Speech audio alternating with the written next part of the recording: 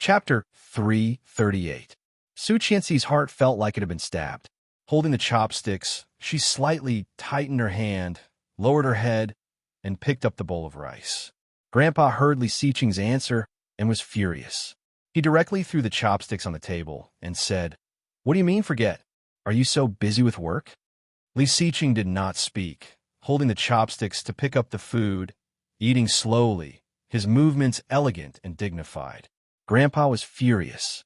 Looking at Su Qianxi, he said, "Qianqian, has he been so weird these days?"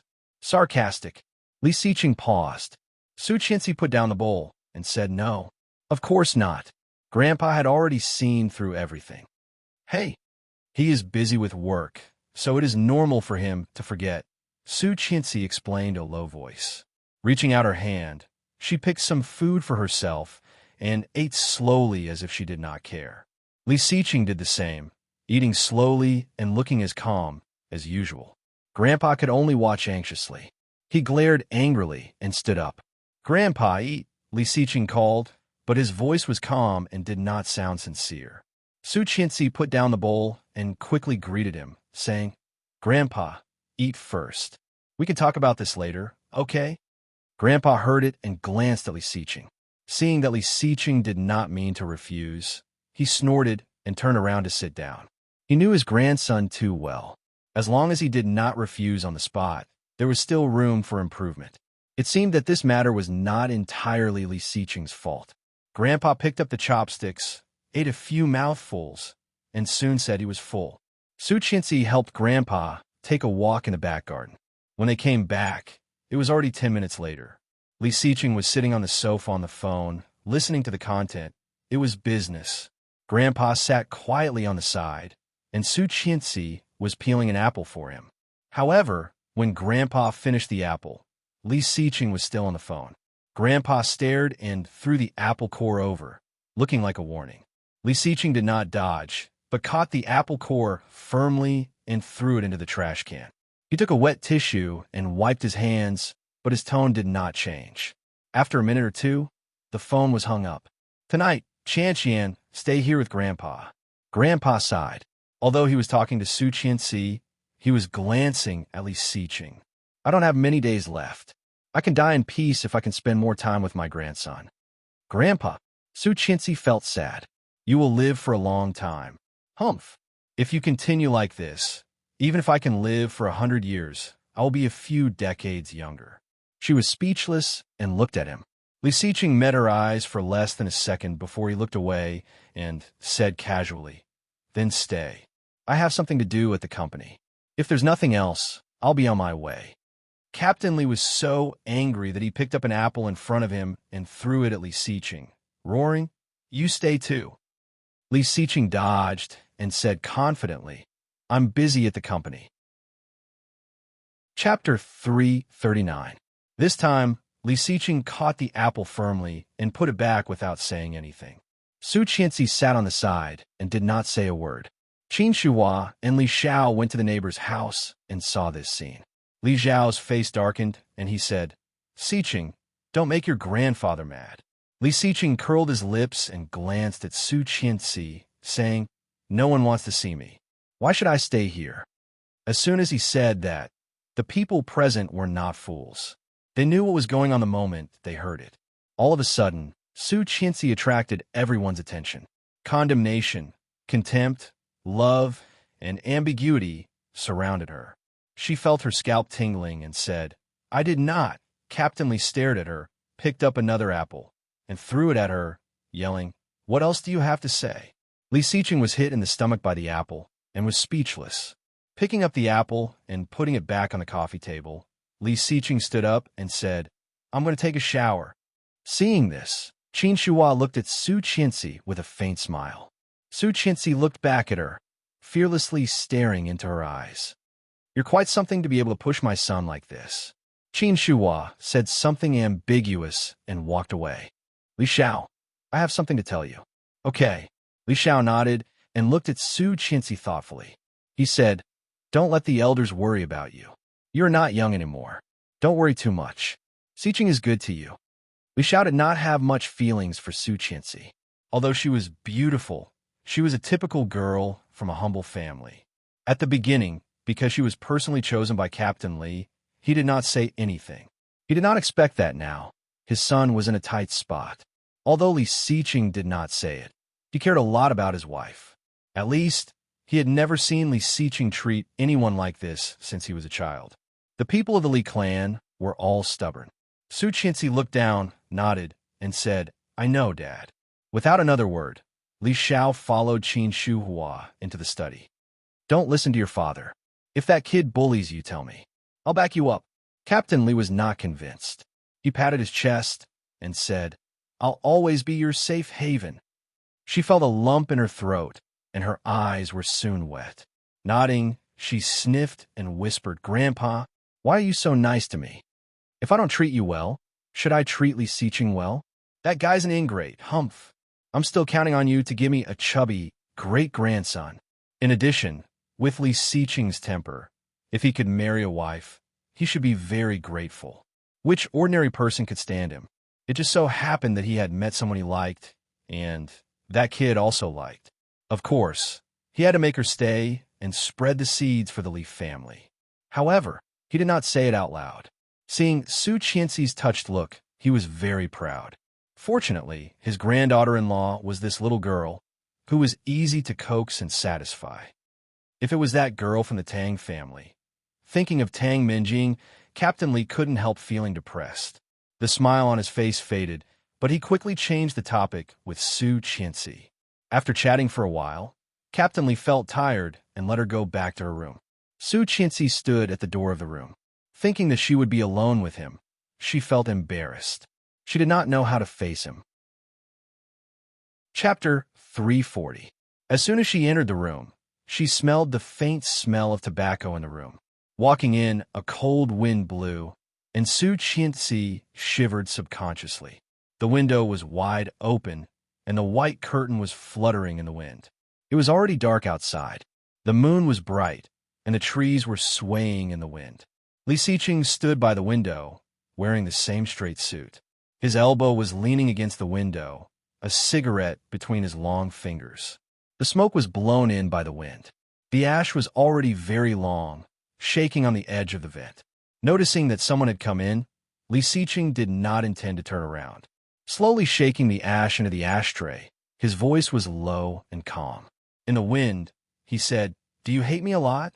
The unexpected question fell into Su Qianxi's ears, making her heart skip a beat. Like a planet hit by a meteorite, there was a violent impact in an instant. "Do you hate me a lot?" It was just a few words, but it had evoked all the grievances and sorrows in her heart. Looking at his back, Su Qianxi's eyes gradually dimmed, and a layer of mist came over her without warning. "How could it be? How could I hate you? You are Li Xiqing." However, she quickly wiped the water off and pretended not to hear it, turning around and rummaging through the closet. Although they had not been back for a while, in the closet, Lu Sa had already changed into autumn clothes for them, so that they could come back at any time. After rummaging through a set of pajamas, Su Qianxi went into the bathroom and could not help but burst into tears. She was not a person who liked to cry. Even when she was beaten up by those rich women last time, she gritted her teeth and did not have the urge to cry at all. However, every time she saw Li Xiqing, her tears seemed to be opened and could not be held back. The influence he had over her was too great, too great. No matter in her previous lifetime or this lifetime, she could not feel anything for him. Every time she saw him, she would feel her heart pounding. How could she hate Li Xiqing like this? Li Xiqing clearly heard her footsteps moving away. He put out the cigarette, closed the window, and sat on the sofa next to the bed. After a long silence, there was a knock on the door. It was Lu Sa who opened the door. "Second young master, this is the tonic that old master told second young mistress to drink. Please give it to second young mistress later." Li Xiqing glanced at it and frowned. "It's not good to have dessert at night. Io, you're not the one drinking it. You could give it to second young mistress. This is specially prepared by the old master for her." "Okay." Li Xiqing took it. "Got it. You can have some too. It tastes good." Lu Sa smiled slyly and glanced inside. "She's taking a shower. Just give it to me." "Oh, okay." Lu Sa gave the tray to Li Siqing, closed the door, and left. However, after Lu Sa went out, the expression on her face gradually became worried. She walked into the living room and saw the old man. She said, "Will it backfire? What if second young master misunderstands something?" Chapter 341. Coming out of the shower, Su Qianxi tried to calm herself down. Seeing him smoking on the sofa next to the bed, she just glanced at him, dried her hair, and sat down on the bed. "Grandpa asked Lu Sa to make you a tonic. Drink it while it's hot," Li Siqing said, stood up and walked into the bathroom. Su Qianxi glanced at the small bowl on the table.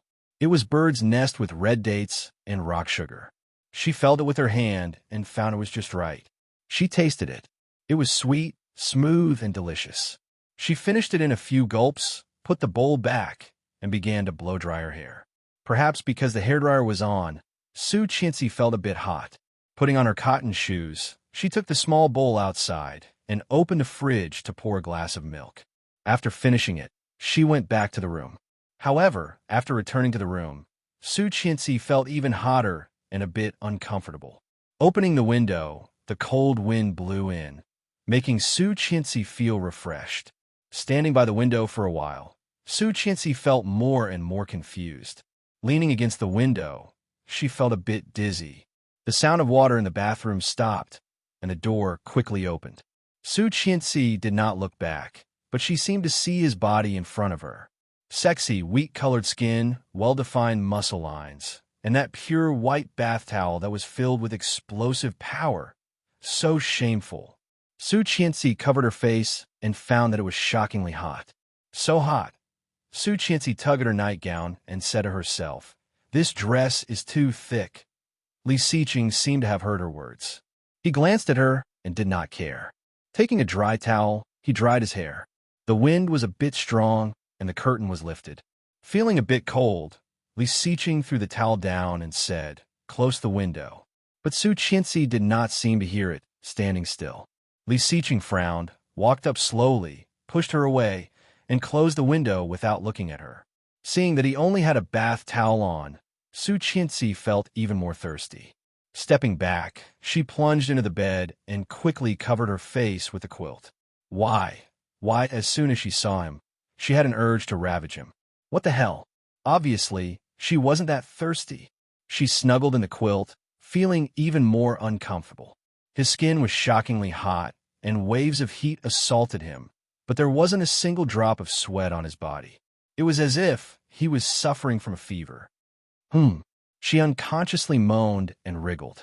Lifting the quilt, she felt very comfortable with the cool air on her skin. So hot, so hot. She quietly put one leg under the bed and lifted her skirt a little. Feeling the cold air on her leg, she finally felt better. However, she caught a glimpse of Li Siqing's strange look. She shrank her head like an ostrich and covered her face with the quilt, not letting him see. Seeing her like this, Li Siqing simply ignored her and pulled the towel away. He slowly took out a silk robe and put it on. However, seeing that body, she subconsciously clamped her legs and shamefully thought of how he looked when he entered her. This. Chapter 342. Startled, Li Siqing's first reaction was to run over and pick her up, only to find that her body was shockingly hot. Covering her face, she did not even dare to raise her head. It was too embarrassing. She had fallen to the ground while lying down. She felt that she was in the terminal stage of embarrassment and could not be saved. However, when she touched his bare chest, she felt a cold sensation surrounding her. She couldn't help but curl up into a ball as she greedily shrunk into his embrace. It was a completely subconscious movement. When she realized what she had done, she was completely in his arms. Subconsciously, she wanted to leave, but Li Siqing's hand grabbed her and touched her forehead with his slightly rough hand. Hot. Shockingly hot. Li Siqing frowned and said in a slightly reproachful tone, "You have a fever, and you still open the window." Then he picked her up and put her on the bed. She only felt more dizzy. Grabbing his robe, she tore off a corner of it. Suddenly, she saw a long wound at the junction of his arm and the side of his back. The wound had scabbed off, but it had not completely fallen off. Part of the pink skin was exposed, which was particularly eye-catching under his wheat-colored skin. "You're hurt," she exclaimed and reached out to touch it. Li Xiqing grabbed her hand and pulled up the robe with the other hand. Su Qianxi's eyes couldn't help looking down. He pulled up his sleeping robe, but his chest was loose. His smooth and muscular chest was clearly defined, and his outline was clear. She felt her mouth was dry and even hotter. Blushing, she looked away and fanned herself, saying, "It's so hot, hot." Li Xiqing frowned even more. "It's so hot, and it's still hot." She did not speak, only feeling that she was blacking out. Subconsciously clamping her legs together, her white and plump thighs rubbing against each other under her dress. As she moved, she couldn't help looking at him. Desire. From her eyes, Li Xiqing saw the word that she did not hide. "What the hell?" Li Xiqing turned his body to avoid her eyes, but she quickly looked at him with a bit of pitiful eyes. His cold and deep eyes glanced down at her face. Her cheeks were flushed, and she was drunk. Her watery black eyes were filled with lust. She bit her lower lip, and her eyes were blurry but filled with desire. As his thighs rubbed against each other, a soft sound could be heard. His hands gripped the sheets tightly. This Li Xiqing suddenly understood. He thought that she was having a fever, but now it seemed that she was going to lose one of her syllables. But how could it be?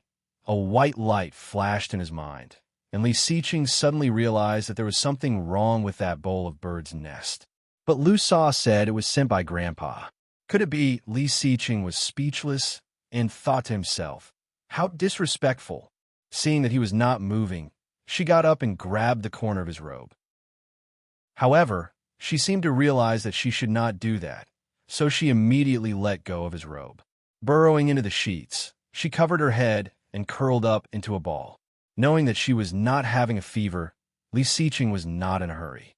Slowly turning off the light, he opened his robe and lay down next to her, motionless. Chapter 343. Su Qianxi felt even more uncomfortable. He was under the blanket. So close, why did he have to run so far away? Closer, closer. Feeling wronged, Su Qianxi suddenly threw off the blanket and let the cold air hit her. However, in less than 2 minutes, she was so sad that she wanted to cry. Sobbing, she said, "It's so hot." Li Xiqing glanced at her and said quietly, "If it's hot, take it off." Take it off. She also wanted to take it off, but was it really okay to take it off next to him, in front of him? Would he think that she was trying to seduce him? However, it was really uncomfortable. "I'm sleeping. I won't look at you," he said, turning his back to her. She struggled for a moment, got up, and took off her dress. After that, he could not stay calm anymore. Resisting the desire to turn around and take a look, all he could think about was her body. She was definitely not wearing it. Su Qianxi had taken off her dress, but it was still so hot. So hot. Her mouth was dry, and her body wriggled restlessly. Burrowing into the quilt, she trembled with the quilt covering her body. Li Xiqing pretended to turn around unintentionally, and his hand fell on her with a snap. She shivered and couldn't help moaning. Li Xiqing's heart skipped a beat, but he quickly took his hand back. Gritting her teeth, she tried to hold it in for a few minutes. Finally, she couldn't help it and whispered, "Mr. Li, yes. I feel so bad. Yes, the fever is bad, but it will be fine if you can bear it." She stopped talking, curled up, and sobbed in a low voice. Li Xiqing was going crazy and almost roared. "Why are you crying? Beg me, beg me, beg me, and I will get it to you." However, she did not say anything. Even though his body was reacting, he did not want to move closer. However, in less than a minute, Su Qianxi's hot hand reached over. He caught her hand and asked in a low voice, "What?" Feeling relieved, she took her hand back and turned her back to him. Li Xiqing cursed inwardly. In the end, he couldn't help but reach out and touch her back. He asked seriously, "Where do you feel uncomfortable?" Su Qianxi shivered slightly and involuntarily leaned closer, not speaking. She really wasn't wearing anything. Suddenly feeling blood rushing to the top of his head, Li Xiqing endured the pain. He moved his hand and put on her waist. "Here?" She moaned, but soon gritted her teeth and did not say anything. Pretending not to hear her, Li Siqing slid his hand down to her belly. "We're here." She couldn't stand it anymore and yelled, "Don't touch me." It was rare for Li Siqing to be so obedient. He took his hand back and said, "Okay, then I'm going to sleep." Then she heard him turning over. Su Qianxi really wanted to slap herself. Feeling her body tremble because of him, it was so comfortable. She was even more dizzy, and her consciousness was blurred. Her hands wrapped around his back and touched his chest. Li Siqing's lower body was aching. Feeling her initiative, he did not move. Su Qianxi's movements became bolder, and her hand reached down. Chapter 344. Su Qianxi did not get what she wanted. Feeling extremely weak, she whimpered, "I didn't." "Then what did you want to do?" Su Qianxi did not say anything and lowered her head guiltily. However, she reached out and put her leg on his. Taking her hand back, she climbed onto his back, put her arms around him, and put her lips on his. He tilted his head up, and she kissed nothing. Her fragrant lips fell on his Adam's apple. He felt even more restless. However, his eyes were as calm as if nothing had happened. Looking at her, he asked, "Don't you hate me? Why did you kiss me?" Su Qianxi felt a stab in her heart. Shaking her head, she mumbled, "No, I didn't what? I didn't hate you. Then why did you hit me?" Why did she hit him? Su Qianxi pursed her lips and burst into tears. Li Siqing's heart ached. Leaning closer, as if he was coaxing a little girl, he asked slowly, "Why? You're cheating on me. You're a jerk." "When did I cheat?" Li Siqing felt wronged. "You've always been the only one I've had." Su Qianxi's mind was a mess, and she could not hear him at all. Twisting uncomfortably, she begged, "So uncomfortable, so uncomfortable, Mr. Li." Li Siqing also knew that she was upset. He reluctantly gave her a kiss and said sullenly, "Mrs. Li, please behave yourself." Su Qianxi did not listen to him. Wrapping her arms around him, she pressed her upper body against his. Her lips fell on his, mimicking what he had done to her, biting his lips awkwardly.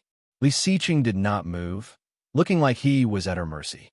However, Su Qianxi only kissed him and did not do anything else. Feeling anxious, he pushed her gently and asked, "Do you know how to do it or not?" Su Qianxi felt even more uncomfortable, looking at him with her wet eyes. Li Siqing sighed, "I'm scared of you." Then he immediately took the initiative and pressed her down. Seizing her lips, Li Siqing went straight in, his movements hot and wild. Holding her back with his big hand, she couldn't help letting out a moan as his rough hand stroked her white and tender skin. "Little slut," he said in a low voice, pushing his thighs apart as he lowered his waist and rubbed against her. Su Qianxi's body trembled, and she made an uncontrollable sound. However, the next second, she began to cry. Grabbing his back, she cried, "It's so uncomfortable. Go in, Mr. Li. Beg me. Please, I beg you." "Begging me? Where's your sincerity?" She wanted to kill him. Grabbing him, she asked, "What kind of sincerity do you want?" "I'll help you today, but you have to promise me one thing." Su Qianxi lifted her waist and put her legs on him, asking impatiently, "What?" "I'll tell you when I think of something." Li Siqing moved forward, and Su Qianxi immediately moaned in satisfaction. However, he did not move. She felt even more uncomfortable and urged, "Hurry up. Promise me first." Chapter 345. The unexpected attack made all of Su Qianxi's words vanish in her mouth. He took her lips in his, feeling her scorching heat as she swayed with him. After the first time, Su Qianxi felt much better. After her body returned to normal, she felt a little sleepy and sleepy. She was so tired that she did not even want to move a finger. Su Qianxi's eyelids drooped, somewhat resisting his touch. However, Li Siqing said quietly, "You're going to throw me away? It's not that easy." As a result, Su Qianxi felt like her whole body was about to fall apart. Every time she resisted, it could only end in vain. She did not know how long the king-size bed had been swaying. When it completely stopped, the sky outside the window had already begun to brighten. When she woke up the next day, it was already dawn. Opening her eyes, she saw the enlarged chest in front of her. The wheat-colored skin was delicate and smooth. Su Qianxi reached out her finger and pressed it. She clearly felt that the body in front of her was a little tense, and then a big hand reached over and grabbed her hand. Su Qianxi blinked and looked up at him. With a single glance, he saw a pair of deep, cold eyes. Vaguely, there was a sense of danger in them. Su Qianxi's hair stood on end, and she subconsciously shrank back, only to find that her feet were pressed down and a little numb. Li Xiqing moved his legs slightly, and Su Qianxi took the opportunity to pull away. She rolled back. However, before she could escape, a big hand gently grabbed her and pulled her back again. Su Qianxi's heart raced, and she nervously shrank her head and said, I'm going to wash up." Li Xiqing pursed his red lips into a line and looked down at her. After a long while, he sighed. Seeing this, Su Qianxi shrank her head even more, covered her body with the quilt, and blinked. Li Xiqing rarely sighed. In her eyes, he was almost indomitable and omnipotent. Could it be that he also encountered something that he could not solve? She saw Li Xiqing glanced at her with a look of disappointment on his face. He faintly said, "I can't believe it was you. What loss?" Hearing that, Su Qianxi blushed and retorted, "It was you." He was clearly the one who had been pestering her How did it become him who had suffered a great loss? She was the one who was at a disadvantage. However, before he finished, he was interrupted by Li Xiqing, who asked, "What about me? You were the one who seduced me last night." She blushed and frowned. She kicked him and yelled, "You're such a pervert." Li Xiqing's face turned red. Li Xiqing was kicked, but his expression did not change. He said seriously, "Did you forget that you were the one who pestered me last night, Mrs. Li?" Hearing that, Su Qianxi paused and stared at him with a blush. "You begged me, so I reluctantly helped you."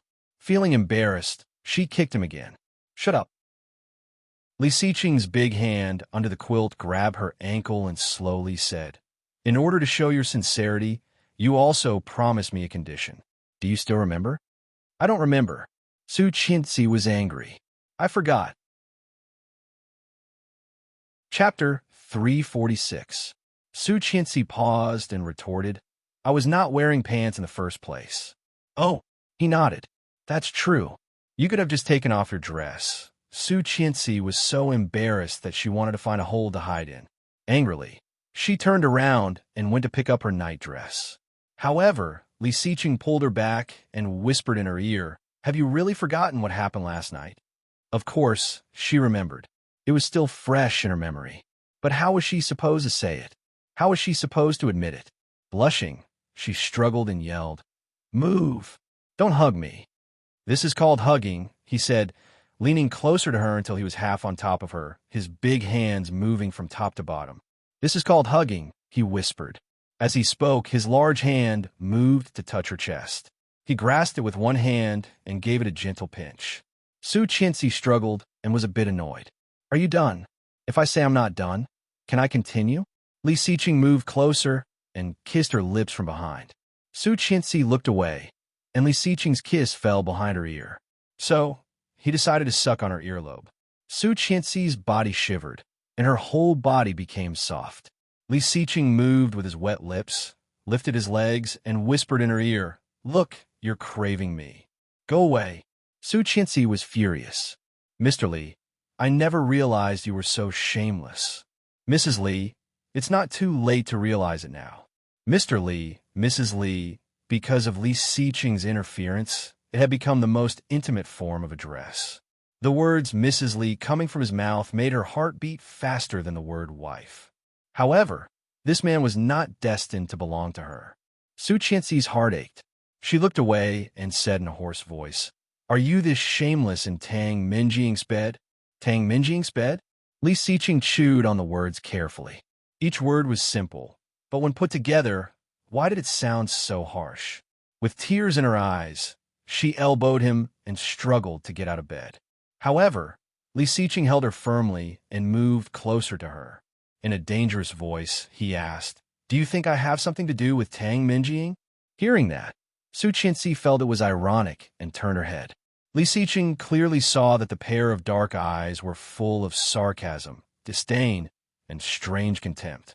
Narrowing his eyes dangerously, Li Xiqing was a bit displeased. Tightening his arms around her, he turned her over and pressed her flat on top of him. What do you mean by this? You know what I mean, don't you, Mr. Li? Su Qianxi's heart raced. The scratches and hickeys on his chest clearly showed her craziness last night. However, it was only last night. Looking away, Su Qianxi did not want to look at him. With her eyes red, she struggled again and pretended to be indifferent. Get off me. Explain it to me. Do you still think Tang Minjing's baby is mine? Chapter 347. Li Xiqing's eyes became colder. Narrowing his eyes, he looked dangerous as he asked slowly, "So, you slapped me for no reason that day because of this?"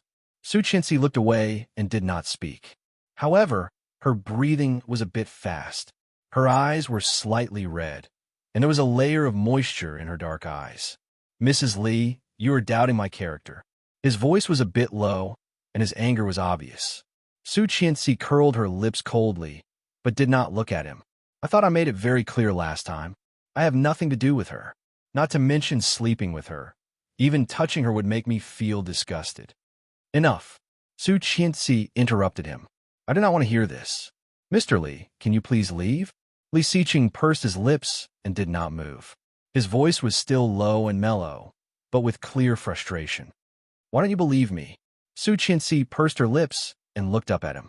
Clearly seeing the hurt in his eyes, she felt suffocated. Looking up at the ceiling, she said in a calm voice, "From the moment I found out that you lied to me, your credibility with me has been overdrawn." Li Xiqing's pupils contracted and his eyes narrowed. Lie to her? The first thing he thought of was the wound on his right arm. Subconsciously, he looked sideways. Su Qianxi clearly noticed his movement and looked at his wound. It was a very long one, and it seemed to be a bit deep. Some of the scabs had fallen off, revealing a bit of pink skin. It was very ugly, which ruined the beauty. It looked out of place under his healthy, wheat-colored skin. More than half a month ago, Rong Rue cut it. Half a month, that is, when he was on a business trip? I did not tell you because I did not want you to worry, so I lied to you that I was on a business trip and would come back to see you when the wound was better. Was that so? Su Qianxi suddenly felt a bit sad. Did she look so gullible? He must not have known that she saw him walk out of Tang Minjing's house with her own eyes. Soon after, Su Qianxi checked and found that the house had been transferred to Tang Minjing. A villa worth tens of millions was easily transferred to another woman. If there was no dirty transaction, who would believe it? Moreover, a genuine paternity test was enough to prove everything. Putting everything together, he was still delusional enough to think that she would continue to be deceived. Su Qianxi's eyelashes fluttered, and she said quietly, "Well, get up. You're making me numb." Li Xiqing pursed his lips. Her cold eyes seemed to have shot him in the chest, leaving a bloody hole with blood gushing out. Her expression told him that she did not believe it. His injuries were right there.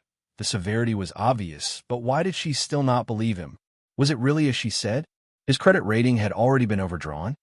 "I didn't do it on purpose. It's okay. Get up. It won't be numb after a while. I was talking about the business trip." He did not mean to lie to her. If he knew that she would know, if he knew that she would misunderstand, he would rather let her worry and be in pain with him than see this. Su Qianxi paused, narrowed her eyes, and said quietly, "It doesn't matter. Everyone has their own private life. From the beginning, I have written it clearly in the contract that we will not interfere in each other's private lives. You don't have to explain to me." She was thinking too much. Chapter 348. Su Qianxi. Li Xiqing was a bit annoyed and grabbed her chin. "Don't talk about the contract. I will tear it up in a second." "You should," Su Qianxi said sarcastically.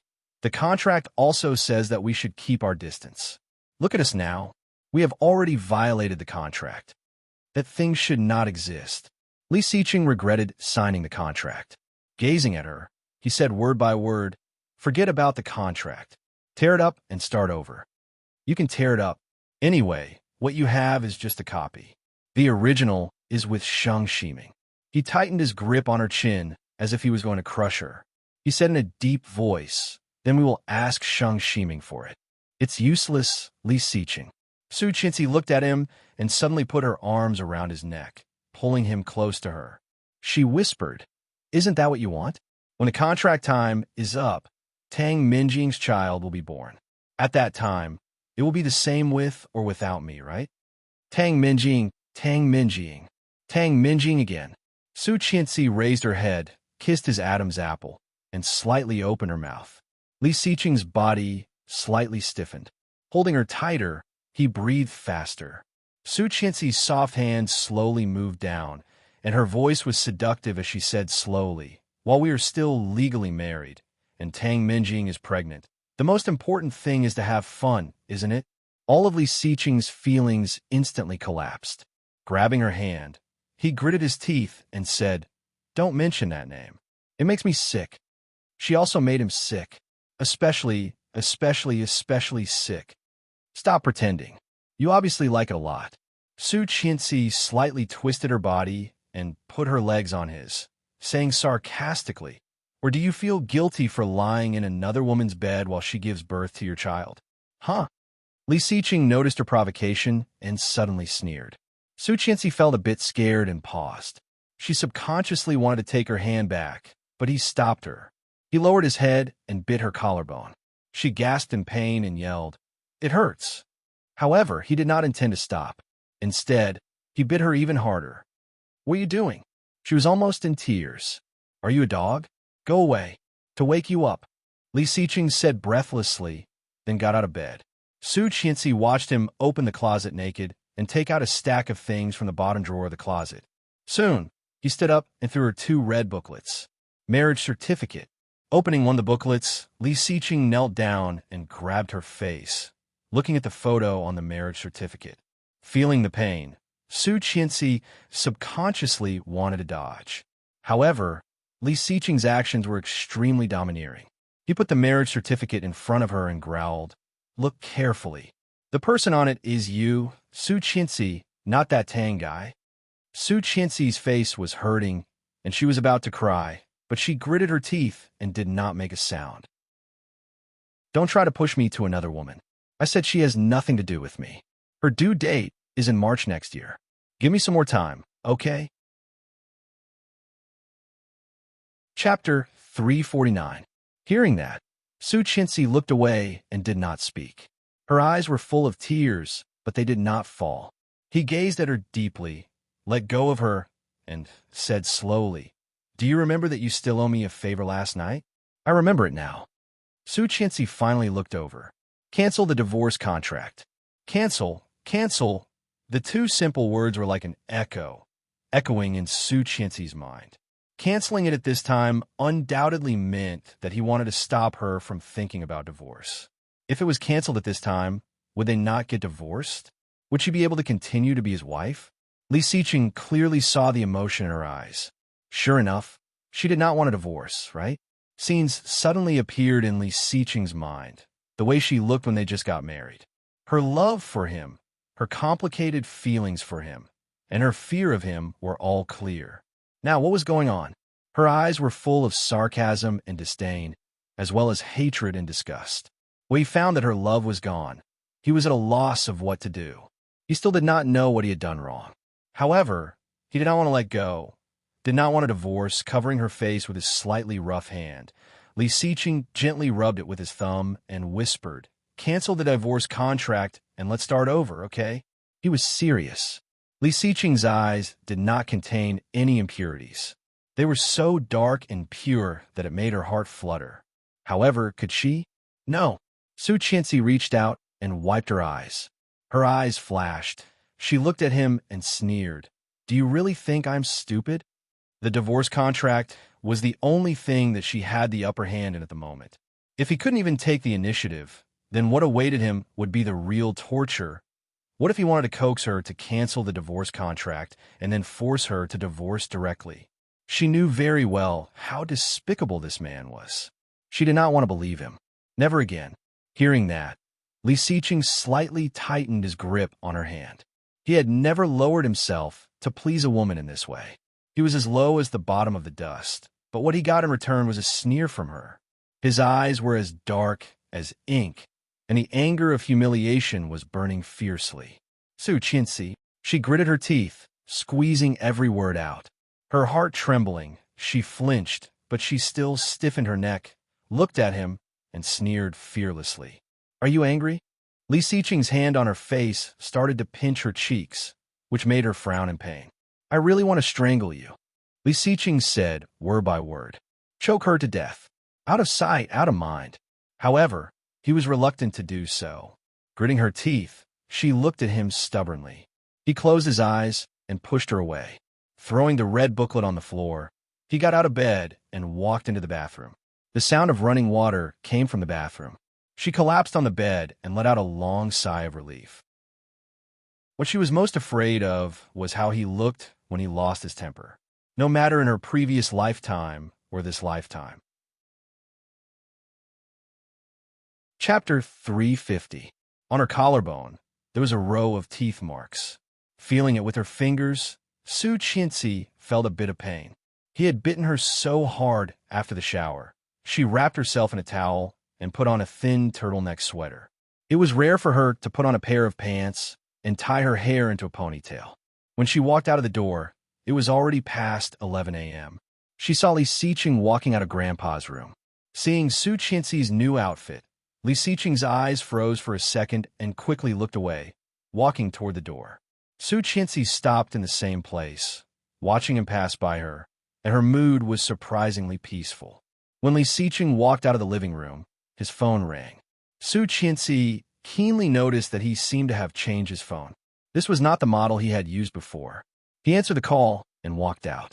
Su Qianxi followed him, holding her bag and keeping a certain distance from him. She did not know what was said on the other side of the phone, but Su Qianxi noticed that Li Xiqing's mood did not seem to be right. He said, "You must protect it." He drove away, not intending to take Su Qianxi with him. Su Qianxi did not want to get in his car at all. She stopped a taxi and gave the driver Song Yifan's address. However, she always felt something was not right. What did he mean by protect just now? Tang Minjing's child? Feeling a pain in her heart, Su Qianxi thought it over and over again and said, "Sir," to Jiang Zhou. The driver looked a bit impatient. Why didn't you say so earlier? It was completely the opposite direction. Although dissatisfied, he still turned around and drove toward the Jiangzhou villas. When the car was near the Jiangzhou villas, Su Qianxi immediately saw the low-key, luxurious black Maybach. She had expected it, but she was still disappointed. The last bit of hope in her heart had completely disappeared. Reality was like a stepmother, giving her 2 fiery slaps in the face. It was really interesting to lie to her, wasn't it? Su Qianxi's eyes were cold, and her heart was cold. Let's go back to Yifeng Pavilion. Laurel was anxious. No one had expected that Tang Minjing would hit the wall with her stomach. With such a collision, the 30 to 40 people in the villa were all in a mess. However, Laurel was someone who had experienced great storms. In Star City, he had seen much more storms than this. He sent her back to her room, called the doctor, and then called Li Xiqing. Tang Minjing thought that they would send her to the hospital no matter what. In this way, the child could be aborted, and she could go out and ask for help, telling others that she was imprisoned. However, she had never expected that he would be so considerate as to hire several doctors and set up an emergency room in his home. Seeing a dozen pairs of eyes staring at her, Tang Minjing felt she was going crazy. Half a month, for a whole half a month, she had no freedom at all. He was watched when he went to the toilet, when he bathed, and when he ate. He was even worse than a prisoner. Other than Munaz Manthis, the others were all mute. No one was there to talk to her, and she could not make any phone calls. In addition, the place was remote, so there was no one to help her. Everyone was glad that the child was saved. But for Tang Minjing, it was the worst news. Chapter 351. After returning from the old house, Su Qianxi devoted herself to her studies and work, so she was very busy. Liu Yihan's business skills were getting better and better. In just over a month, he had officially launched the Qianlu software, and the number of downloads and users was very high. As a shareholder, Su Qianxi had also received a very good income. The weather was getting colder and colder, and Su Qianxi was wearing more and more clothes. The winter solstice was a day of reunion. Song Yifan was still in London and could not return to China to reunite with her. However, the old house called her early and asked her to go to the old house for the holiday.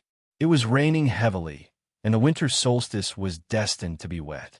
Su Qianxi drove her new white car and was stuck on the highway. Looking at the time, it was already past 2 p.m.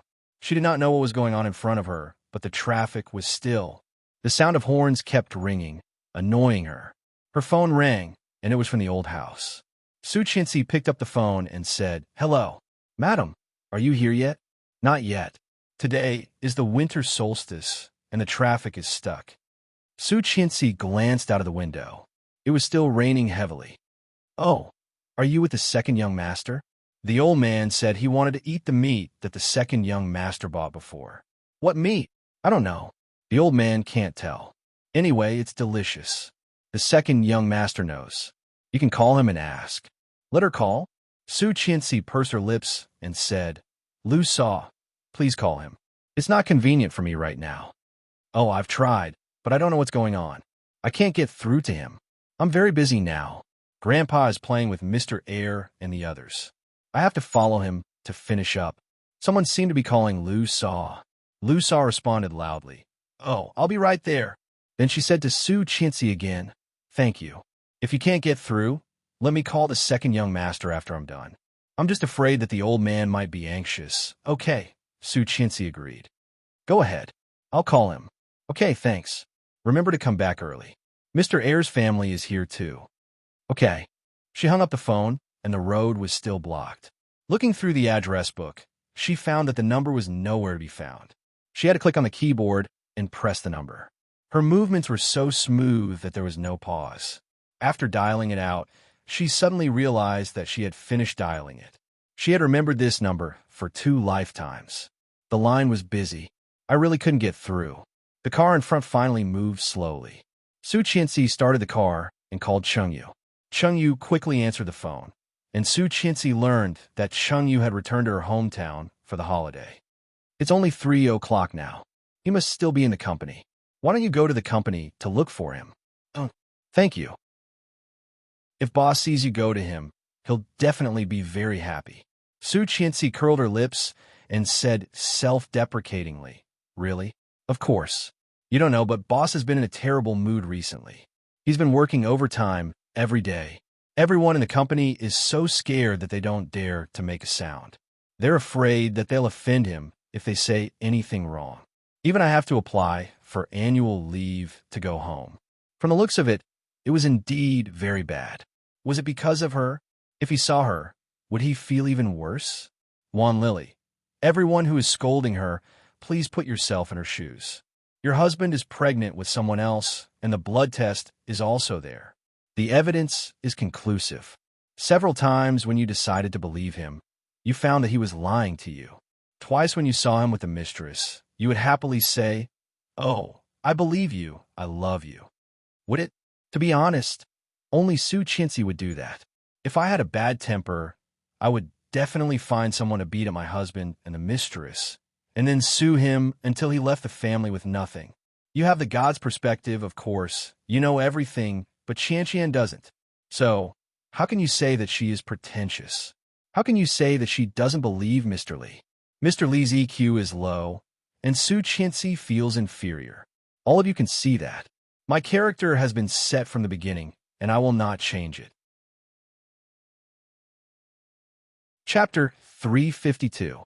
Ahem. Chengyu found that she seemed to be talking too much. If Li Xiqing found out that she had sold him out, he would definitely exploit her. "Well, madam, don't say these things to him. Just keep it between us." Su Qianxi smiled. "Okay, goodbye." "Goodbye." Hanging up the phone, she took a long breath. Madam. In her previous lifetime, Chengyu had always called her Madam. After the divorce, she called her Miss Su. Madam seemed to be a good name. She drove off the highway.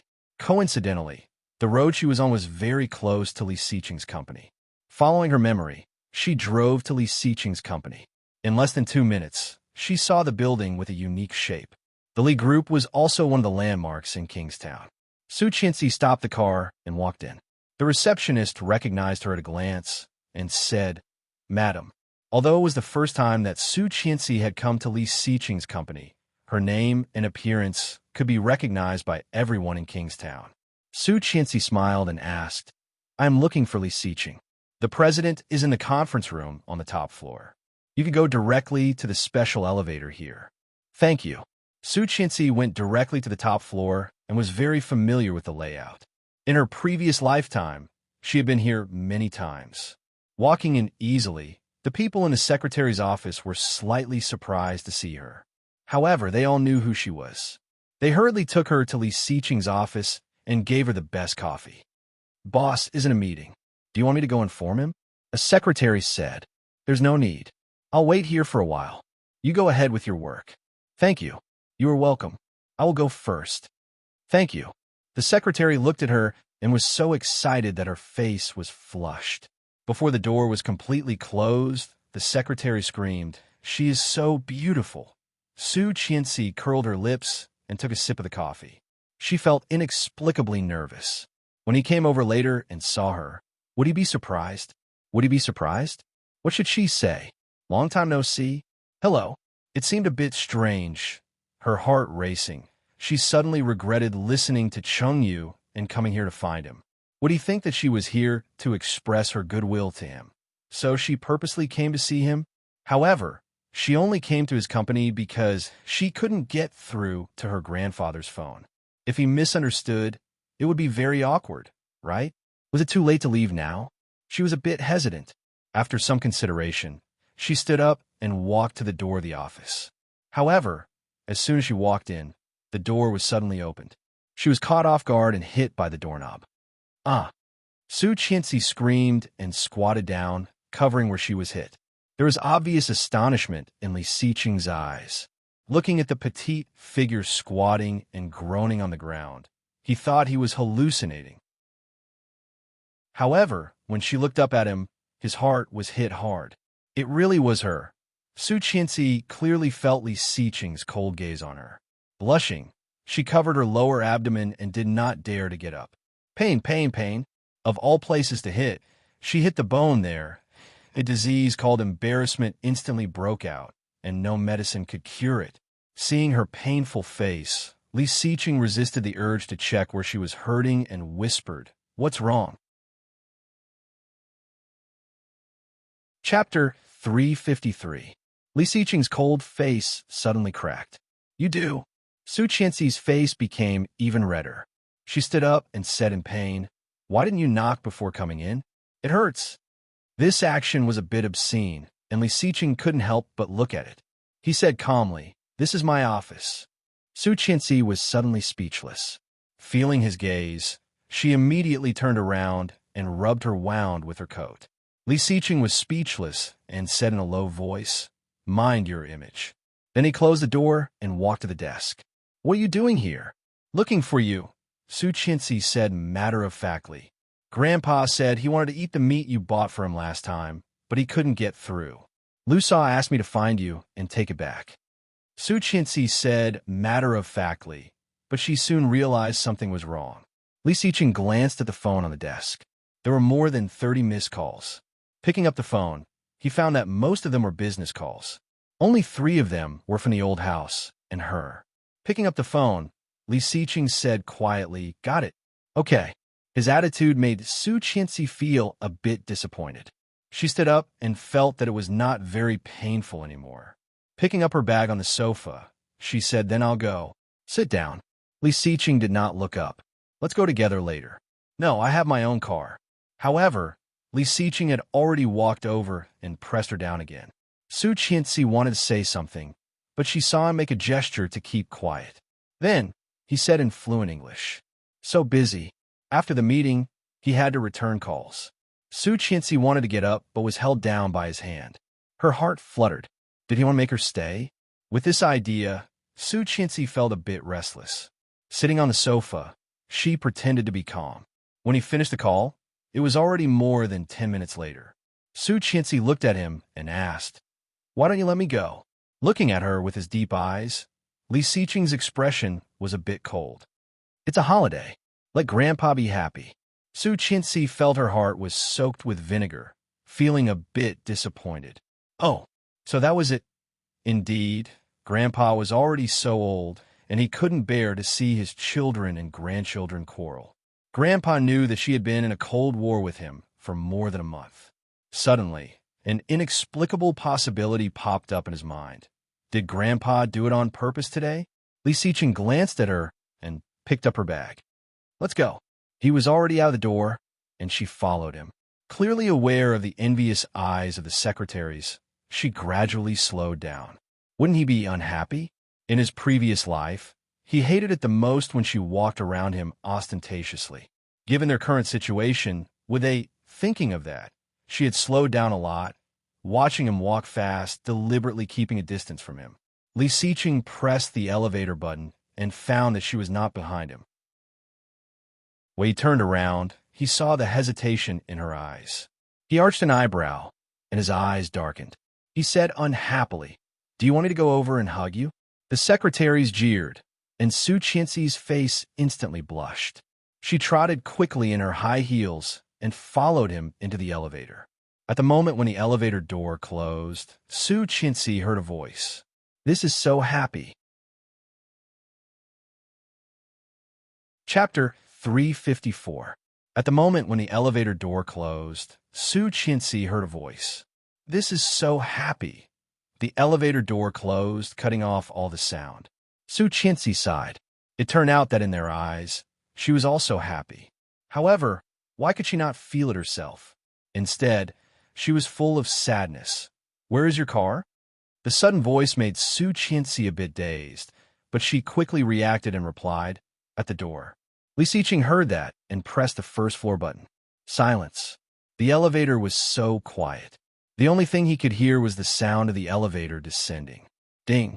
When the elevator reached the first floor, Li Siqing walked out first, followed by Su Qianxi. Many people looked at them. Su Qianxi was a bit nervous, following Li Siqing with her head slightly lowered. Suddenly, Li Siqing stopped, and Su Qianxi did not stop and bumped into him. Ouch! Su Qianxi covered her nose, and the soreness made her tear up. Looking up, her eyes were full of accusation. Li Siqing glanced at her casually and took an umbrella from the umbrella rack on the side. A big umbrella. When she arrived, the rain was much lighter. The car was parked at the door. She had just run in without an umbrella.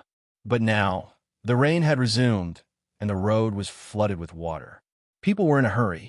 Just as she was about to reach for an umbrella, he grabbed her hand and pulled her forward without any explanation. "Hey, wait." Su Qianxi was almost carried under his arm, and her feet were a bit unsteady in her high heels. Li Siqing did not listen and dragged her forward. After opening the big umbrella, he put his arm around her neck and walked to her car. Su Qianxi was a bit dazed.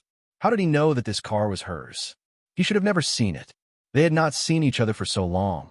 Open the door. Li Siqing glanced at her. It's raining hard. It's cold. She quickly unlocked the door. Li Siqing opened the driver's door, but did not get in. Instead, he looked at her. Su Qianxi immediately understood and got in. Closing the door, he went to the passenger seat and sat down. However, as soon as he sat down, his eyebrows furrowed, and he said with dissatisfaction, "Why is it so small? How can it be compared to yours?" She muttered and slowly started the car. "I'll get you a bigger one later. I like small ones." The rain was so heavy that she could not see clearly, so she turned on the headlights. "I'm not feeling well." Li Siqing looked disgusted. "It's fine as long as I like it. Why do you care so much? I thought you were used to my big ones." When she was about to argue, she suddenly thought of something. Blushing, she glared at him and yelled, "Li Siqing, you pervert!" Li Siqing raised an eyebrow and looked at her with some confusion. "I was talking about the size of the car. What are you thinking about?" She paused and blushed even more. Clearly seeing the mockery in his eyes, she angrily smashed the steering wheel and turned around. Li Siqing slowly fastened the seatbelt and said slowly, "Don't you think it's better to have a big one?" Her hands trembling, she roared, "Can you shut up? Dash." Chapter 355. Li Xiqing's lips curled up. His mood, which had been tense for more than a month, was miraculously relieved. Su Qianxi did not want to talk to him and drove steadily. However, in the end, she couldn't help asking, "Where is the store?" "Surely Mingdu." Su Qianxi was dazed and looked at him. "Isn't it in the back?" "Yes." "Then why didn't you tell me earlier?" "You didn't ask." Su Qianxi gritted her teeth, wishing she could throw him out of the car. However, she still turned the steering wheel and headed for Shirley Mingdu. "Turn right and get out," he said quietly. Su Qianxi found a place to park the car. The rain was still pouring. He picked up the umbrella and opened the door. "Sit." Su Qianxi blinked. Did he want to pick her up? Did he think she would not have an umbrella in the car? Su Qianxi pouted and got out of the car with an umbrella after he got out. The pink umbrella had a couple kissing on it, full of teenage girls' hearts. Su Qianxi locked the car and walked forward with the umbrella. Li Xiqing's eyes became more and more serious. He stopped and said slowly, "It's a bit far. Follow me." Okay. It was indeed a bit far. About 20 minutes later, the rain gradually subsided, and they turned into a deep alley. It was very clean. Although the alley was small, the decoration style inside was no worse than those outside Shirley Mingdu. It was the first time that Su Qianxi had been here, and she was a bit surprised. "I didn't expect it to be so beautiful." He closed the umbrella and walked into a store. The eye-catching century-old brand was very eye-catching. Su Qianxi was drooling when she walked in and saw a dazzling array of dried meat and snacks. The history and origin of the store were written on the wall, which Su Qianxi read with great interest. Li Xiqing ordered a few flavors and glanced at her. Then his eyes fell on the umbrella she put at the door. After reading the history of the store, Su Qianxi wandered around the shelves. When he came to call her, he was already carrying 2 full bags. "Let's go." "Okay." The rain became heavier again. The rain poured down in torrents, but the puddles on the road were much better than before. It was not to the extent that they could not walk. Su Qian picked up the foldable umbrella at the door and was stunned. Because she thought it would not take long to buy things, she did not put the umbrella back. However, when she picked it up, she only lifted one part of the umbrella. Looking at the umbrella in her hand and the umbrella on the ground, she stomped her foot in anger. "What the hell? Who did this? Damn it!" Li Xiqing stood behind her and said coldly, "You must have stepped on it accidentally. Look at the footprint." There was a black footprint on the surface of the umbrella, dripping with water. Looking at the footprint, Su Qianxi was heartbroken. This umbrella was newly bought, and he especially liked the pattern on it. This was his first time using it, but it was destroyed just like that. Su Qianxi's face scrunched up in anger. Li Xiqing glanced at her and said calmly, "It's just an umbrella. It doesn't matter if it breaks. But the rain is so heavy. Without an umbrella, I will be wet. I have one." He picked up the big black umbrella that was dripping water. "Let's go." What the hell? He was going to share an umbrella with her. Su Qianxi opened her mouth and mumbled, "In such a heavy rain, 2 people sharing an umbrella will definitely get wet." Chapter 356. Elopement. Su Qianxi blushed. "I just said wet. I also said wet bins. Is that wrong?" He looked at her seriously. Su Qianxi blushed even more. Did he just say elopement or wet? Although Southerners might not pronounce private and wet, Li Xiqing had taken an advanced Mandarin test. In order to follow him, she had taken a test in her previous lifetime as well. Could it be that she had misheard? "Let's go." He handed the 2 bags of food to her. "Protect them." Su Qianxi took them and held them in her arms. Li Xiqing was wearing a dark gray coat with a straight suit underneath. After opening the umbrella, he took her waist with his coat. Su Qianxi's body stiffened and she struggled. "What are you doing, going home?" Li Xiqing's warm breath was on her ear. Su Qianxi felt her face was burning. He said in a low voice, "Protect the food. Don't let Grandpa wait." So, she protected the food, and he protected her? Thinking of this, Su Qianxi's heart raced. He took her down the stairs. Seeing her pink ears, Li Xiqing's cold eyes became softer, and he wrapped his coat tighter around her.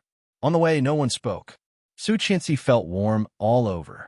Holding the food tightly in her arms, she was surprised that no water splashed on her.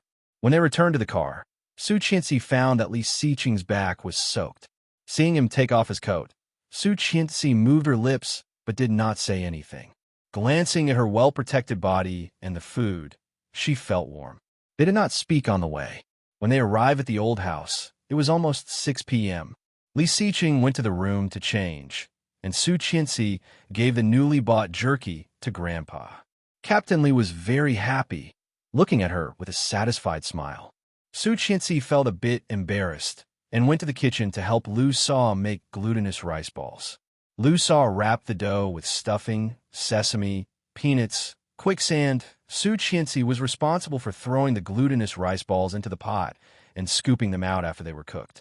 When Lu Sa brought over the last bowl of glutinous rice balls, she came over and asked mysteriously, "Did you make up?" Su Qianxi paused. Seeing the mischievous smile on Lu Sa's face, she immediately thought of the phone call she just had and nodded. Sort of. At the very least, their relationship had broken the ice, hadn't it? Finally, the clouds have parted to see the moon. Recently, the old man has been worried to death. Sigh. That's good. I think the old man will let you stay for the night. I've already prepared clothes for you. Thank you, Lu Sa. Don't stand on ceremony. Hey, it's cooked. Hurry up and scoop it up. Don't break it. Su Qianxi looked at the dumplings in the pot and quickly scooped them up with a colander. He distributed the glutinous rice balls according to their heads, but before he could take them out, he heard a commotion outside. It sounded like they were quarreling. She was shocked and ran out of the kitchen. She immediately saw Mrs. Tang yelling at Li Xiqing like a shrew.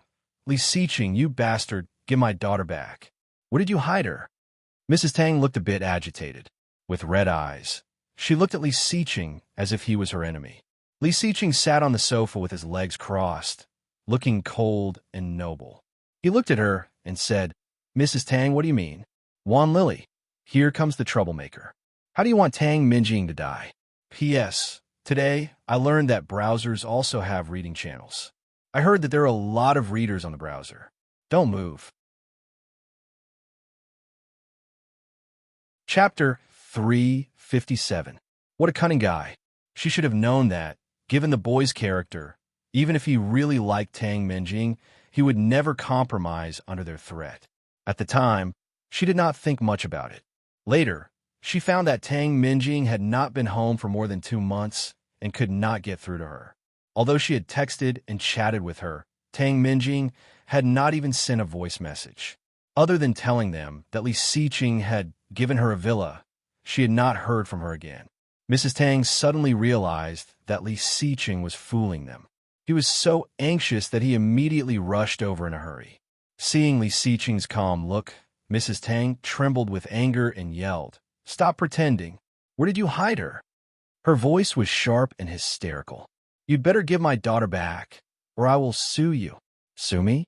Li Xiqing crossed his arms and did not panic at all. Sitting on the sofa, he was extremely calm. "Sue me for what? Where's the evidence?" Mrs. Tang paused and immediately yelled, "Do I even need evidence? My daughter was taken away by you. She has not contacted us for such a long time. You must have locked her up. Let me tell you, this is illegal imprisonment." "Mrs. Tang, there must be evidence for everything. You have no evidence. We can sue you for slander." Li Beixing walked out, followed by Li Xiao and his wife. Seeing Qin Shuhua, Mrs. Tang's eyes became even redder. She cried, "My poor daughter. She gave birth to a child for such a man and is locked up. She can't even see her mother on this holiday. This is so miserable. This family will die a horrible death. Oh my God." Li Zhao's brother, Li Sheng, and his family were all in the backyard. There was some distance between the living room and the backyard, but Mrs. Tang was so loud that Li Weiya heard the noise and ran out. Hearing the noise, old Master Li also walked out with his walking stick. He stomped his walking stick on the ground and said angrily, "Why is it you again? I told you, the Li family no longer allows people from the Tang family to come." Mrs. Tang cried even more hysterically and yelled, "Your whole family is a bunch of bastards. My daughter gave birth to a child for the Li family with a big belly. You heartless family. You just watched your little bastard lock our daughter up.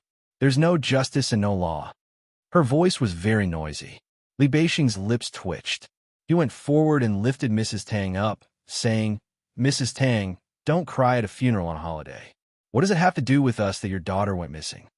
My daughter must have been locked up by your younger brother. If you don't believe me, you can ask him."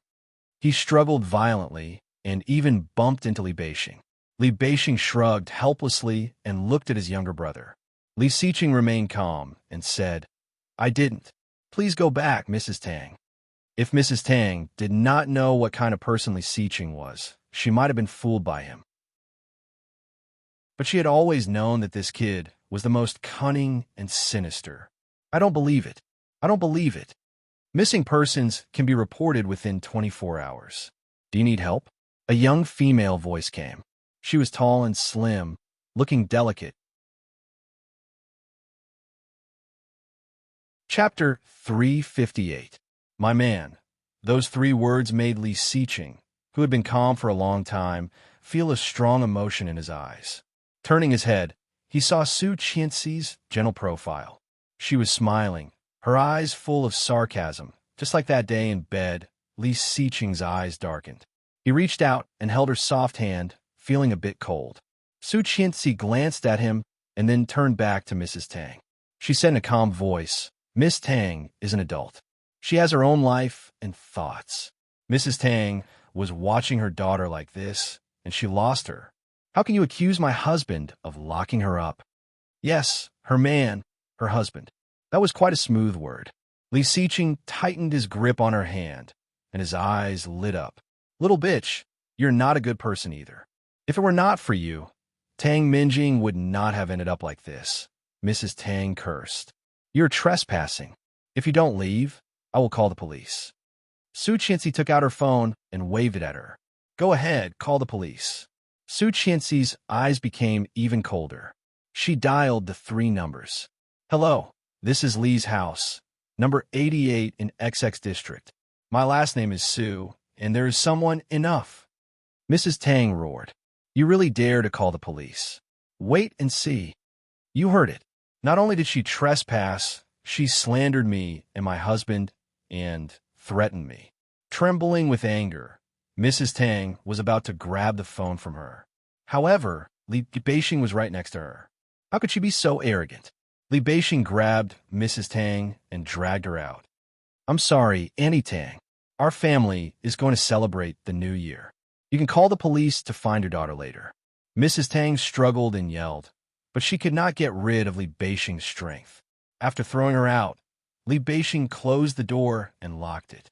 "There are all kinds of people these days," Li Beixing complained as soon as he walked in, but he found the atmosphere was not right.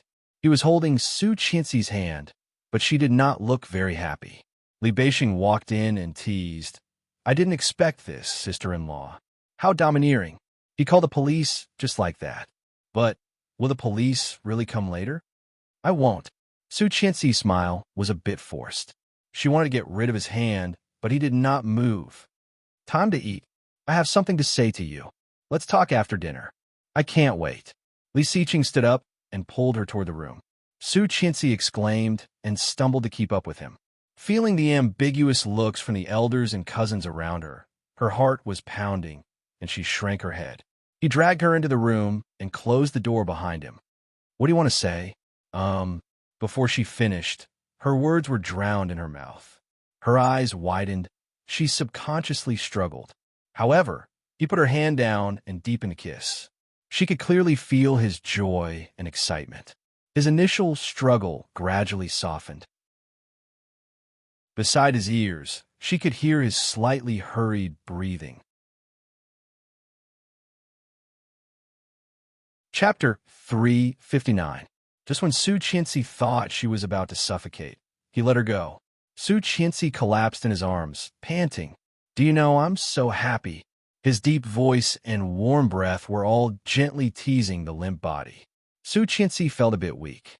Lying on him, she asked, "What are you happy about?"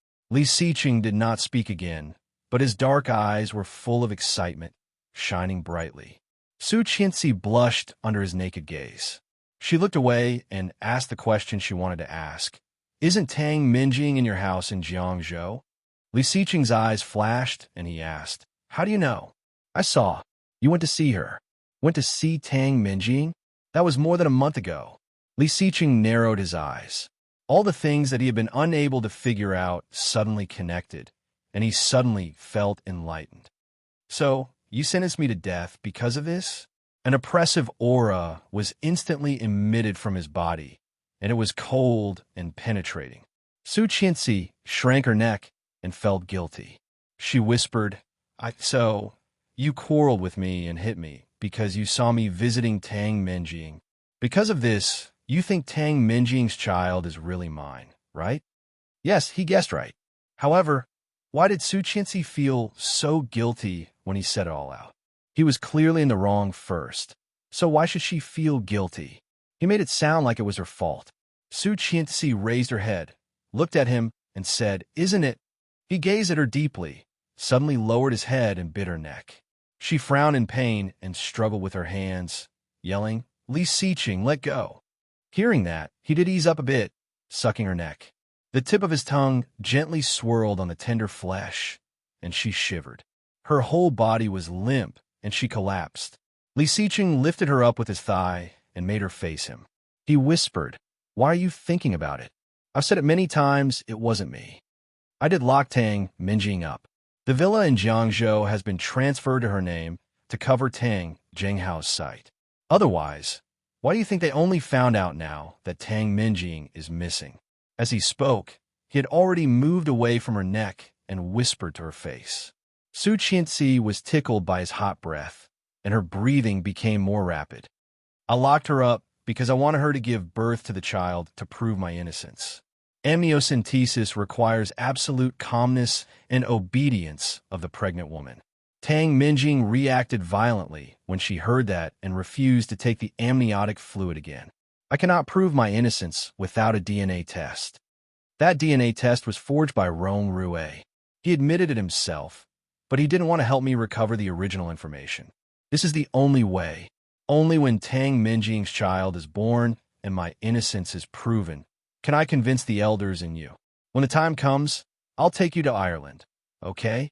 He couldn't wait any longer. The surprise he had prepared for her was absolutely unprecedented and would never be repeated again.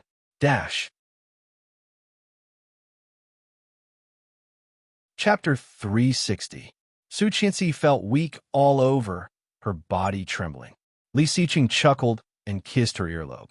Shivering even more, she looked up and narrowed her eyes. Li Xiqing had a smile in his eyes. This woman was so sensitive. Going to Ireland. Wedding? Yes, wedding. Didn't you say? You forgot. I said it out of anger. Su Qianxi's eyes were red, and suddenly full of tears they fell. Li Xiqing covered her face with his big hand and gently wiped away the tears. Don't cry. There are elders waiting for us outside for dinner. Su Qianxi pursed her lips and cried even harder. Is what you just said true? Why would I lie to you? I thought you loved Tang Minjing. Li Xiqing wiped away her tears and said unhappily, What you said is the biggest insult to yourself. Su Qianxi heard that and couldn't help laughing. Loving Tang Minjing was an insult to her? She had never realized that this guy was so good at talking before.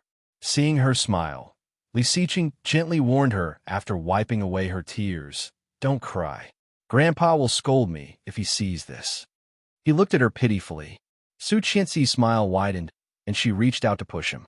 Li Xiqing let her push him. With a rare smile, he poked her face. Why do you cry so much? No, she rarely cried in front of others. She just didn't know why she couldn't help it in front of him and unknowingly became a crybaby. Well, no. Pouting, she murmured, Never. That's right. Looking up at his smiling eyes, she tugged at his sleeve and whispered, You really didn't do anything to Tang Minjing? No. Li Xiqing looked serious and said, If I had any feelings for her, it would have nothing to do with you now. Truth, the truth. Su Qianxi knew it, but she was still unhappy.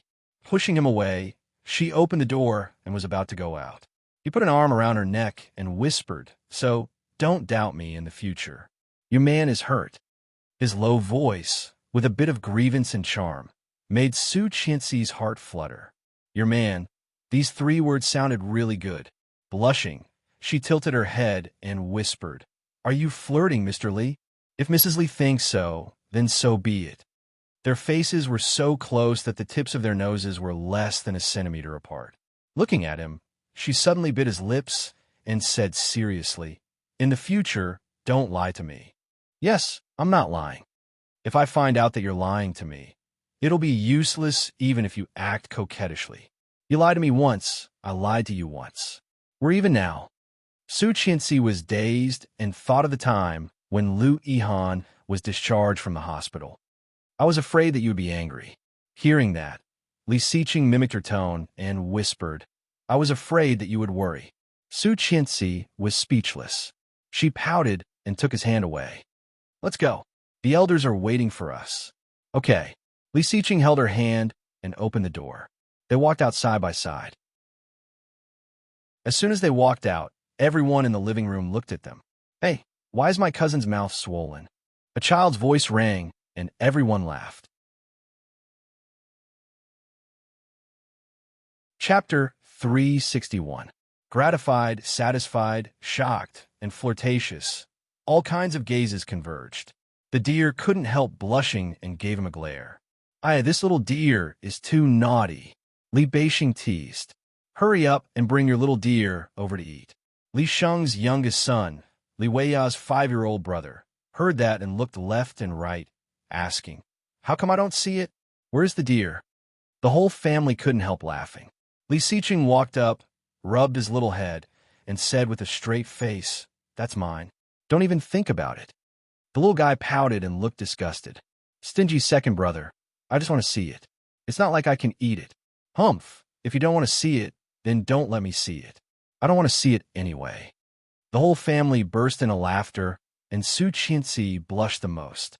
Turning her head, she decided not to stay there and went to the kitchen to help Lu Sa set the dishes.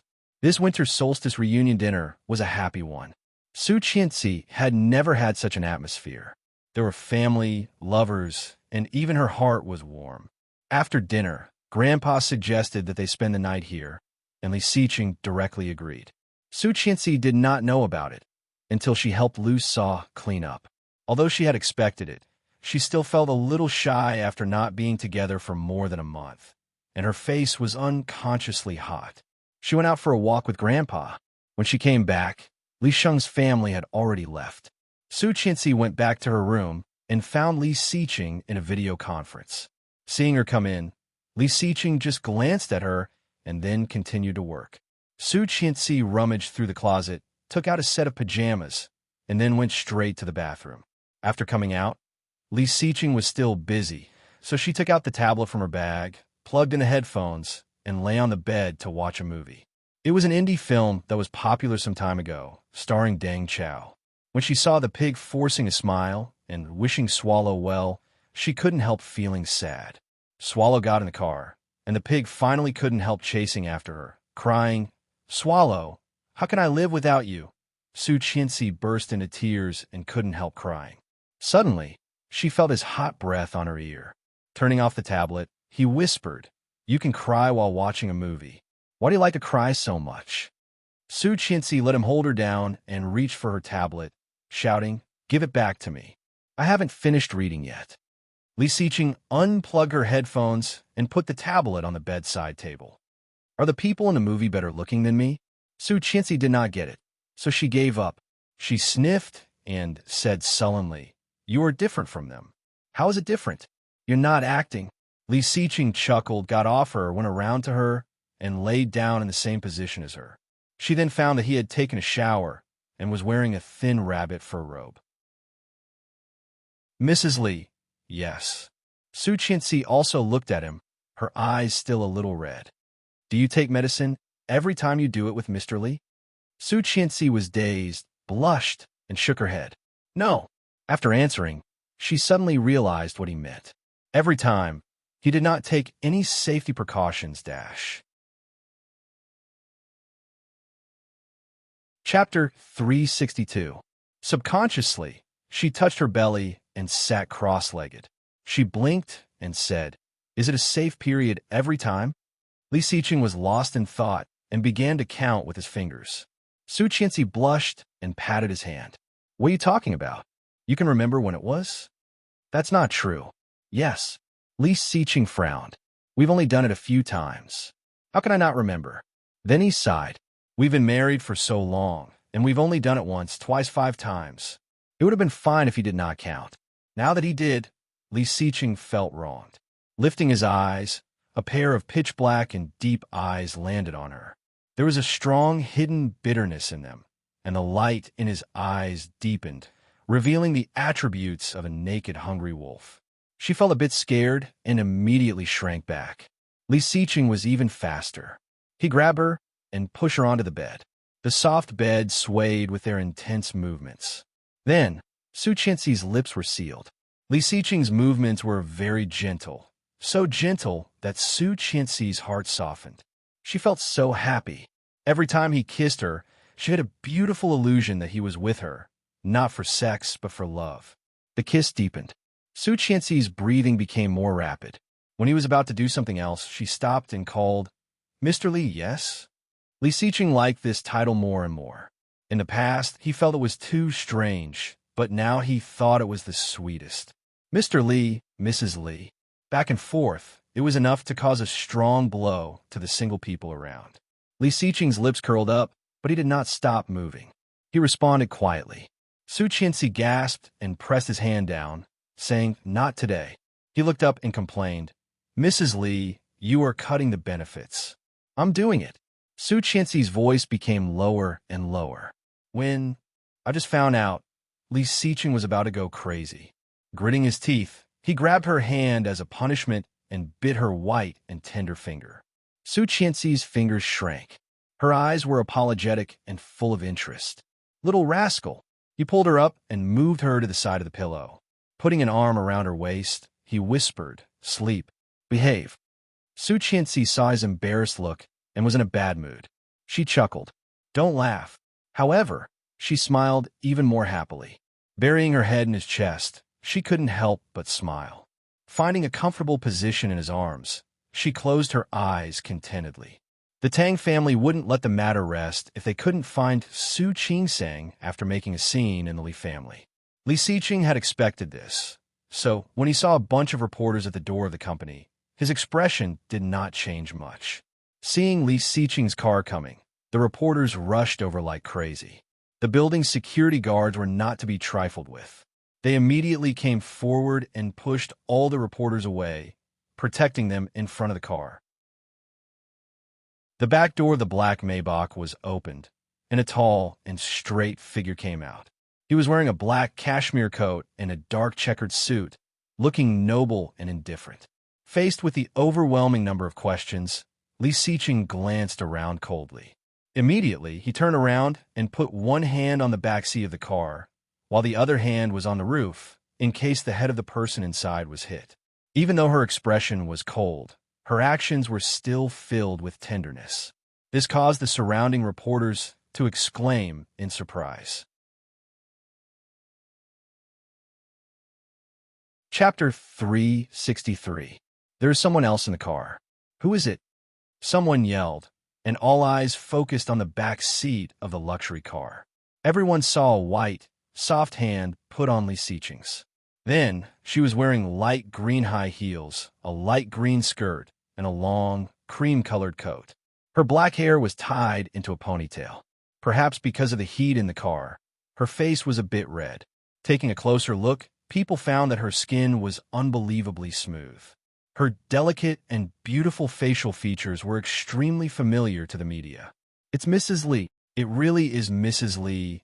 Mrs. Li, I heard that Mr. Li has a mistress. Did you know about this?" At the press conference last time, Miss Tang said that she was pregnant with Mr. Li's child. Now, I heard that he has a mistress. Did you know about this? Mrs. Li, people were constantly taking photos. She frowned and reached out to hold his arm. Gathering her coat, she looked particularly calm and said, "He is not blind." Li Xiqing looked at her and said, "He is not blind." His words silenced all the voices. Li Siqing's cold eyes became softer, and he whispered, "Let's go." Okay. Led by Li Siqing into the company, Su Qianxi was surrounded by all the jealous gazes and was taken to the top floor. Su Qianxi's words had caused a stir on Weibo. Her fans had skyrocketed by millions, almost as many as those famous bloggers on Weibo. The news that Tang Jinghao had sent out to smear Li Siqing and the Li Group was all swept away. In the office of the president of the Tang Group, Tang Jinghao was furious and slammed a stack of documents down. Bastard. Last night, he had sent someone to spread the news that Li Siqing was keeping a mistress in his house to all the bloggers and paid a lot of money to spread the news. Who would have thought that one sentence from a little girl would ruin all the effort and money he had invested? The young female secretary pushed up her glasses and said, "There is someone behind the Li Group. Hacker Z works for Li Siqing, so it is expected that we can't beat him on the internet." How could Tang Jinghao not understand this logic? But he couldn't take it anymore. He gritted his teeth and said, "Go, find 2 private detectives and have them follow him 24/7. Also, send the #1 paparazzi and the #1 gossip eye. I don't believe I can't find my daughter." The secretary nodded. "Yes, go find a hacker and hack into his phone and computer. I don't believe that there are no clues at all. Yes. Also, help me find a person. That guy is a friend of my daughter. He is very capable. His name is Rong Rue." "All right. I don't believe that Li Siqing can do anything." Tang Jinghao sneered. "Remember to do it cleanly and secretly." "Yes, I will definitely find someone trustworthy to do it." The secretary quickly wrote it down on a piece of paper. But soon, she looked up and said, "President Tang, it's time to meet with Xingfeng. They just called me to inform me, but the contract has changed."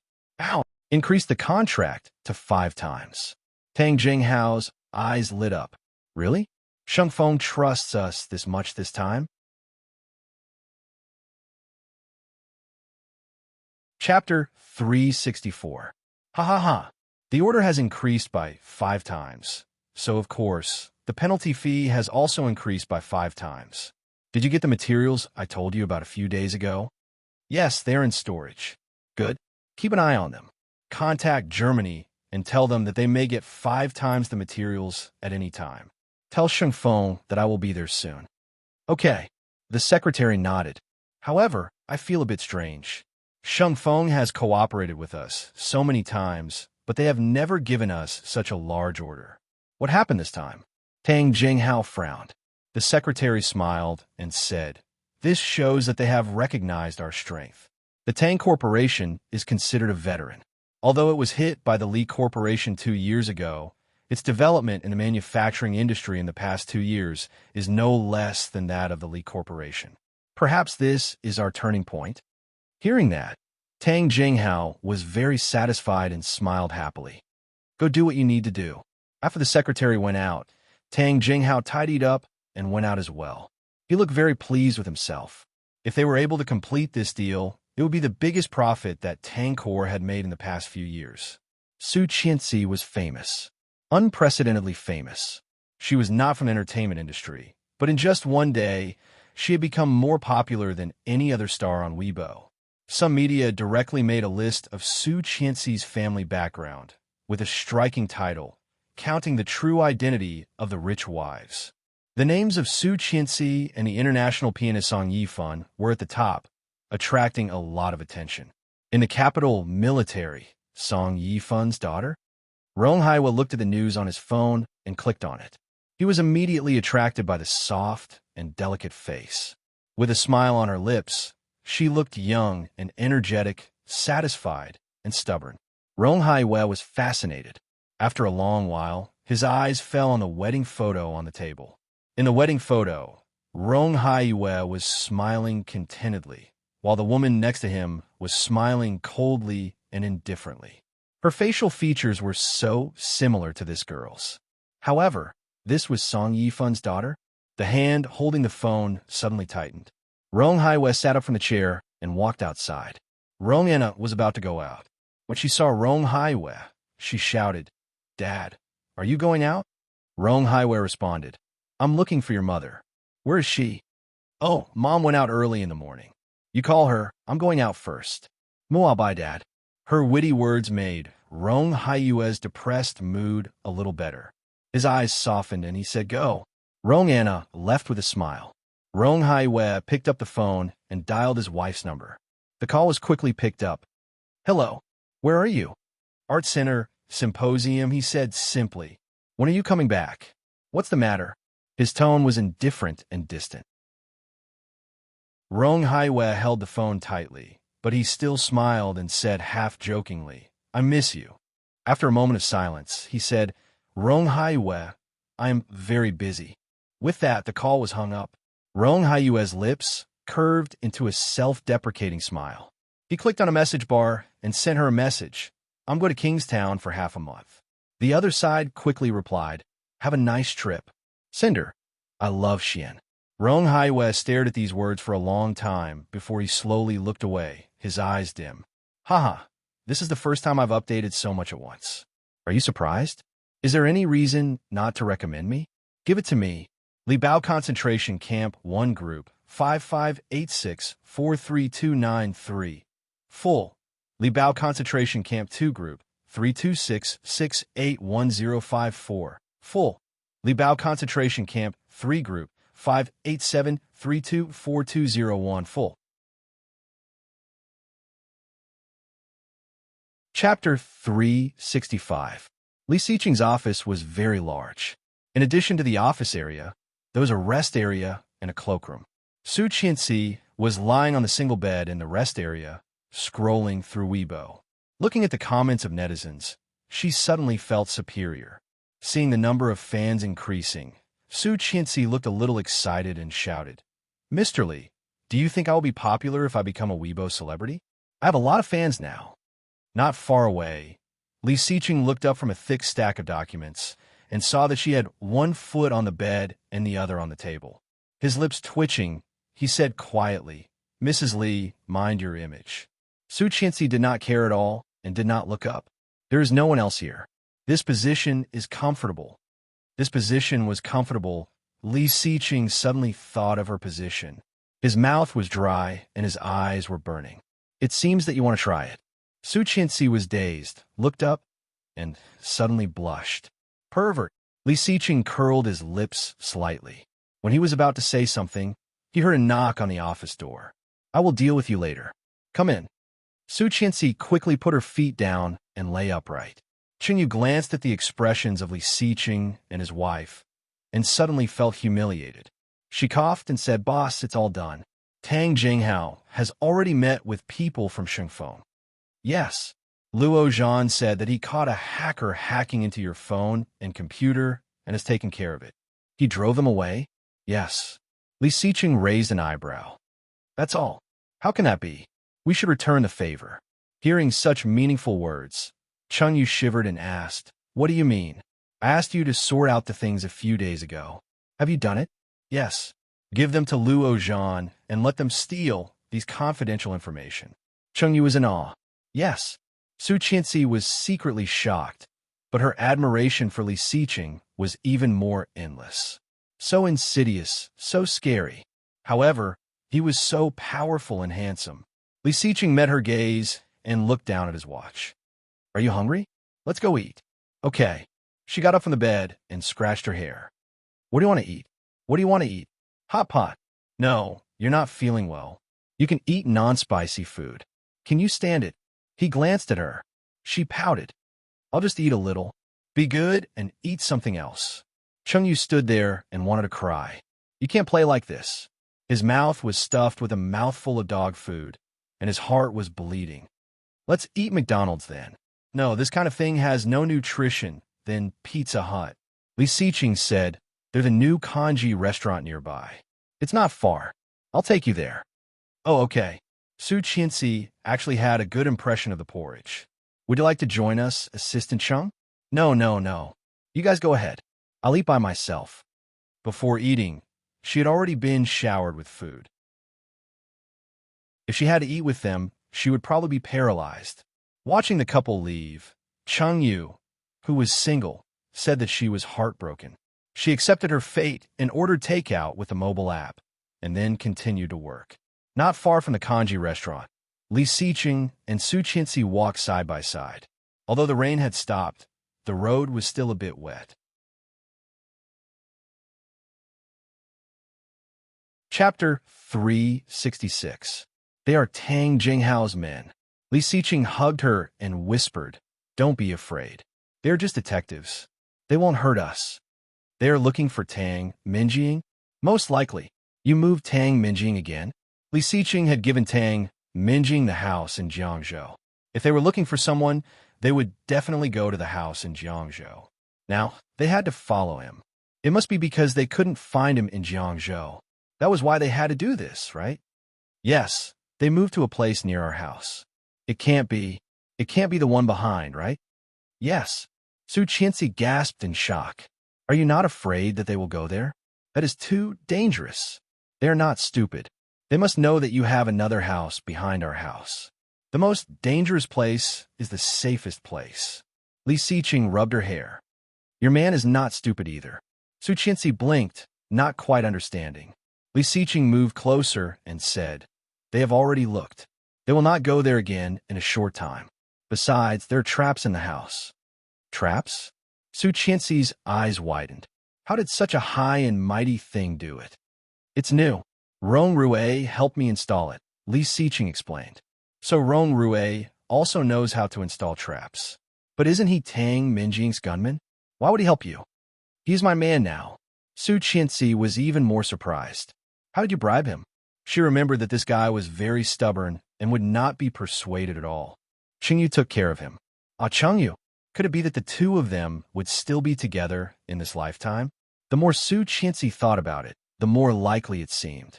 In her previous lifetime, Rong Rue was really nice to Qingyu, and their daughter was also very cute. Qingyu was busy with work, so Rong Rue dressed the child up as a little princess. The family of three was also happy. Well, here we are. Li Siqing took her in. The waiter recognized them at a glance and took them to an antique private room. Su Qianxi ordered seafood porridge. Because it was freshly cooked, it took half an hour for the porridge to be served. She ordered some snacks in between, so when the porridge was served, she was almost full. However, she found that the porridge tasted particularly good. She enjoyed it and drank 2 bowls in one go. When she finished, it was more than an hour later. Accidentally, she ate too much and felt uncomfortable. Leaning on Li Siqing, she did not want to move. Li Siqing helplessly supported her and walked out. Li Siqing felt a bit helpless and helped her out. Although this one is new, the taste is very good. If you come to Kingstown, you must try the specialties of Kingstown. Otherwise, it would be a wasted trip.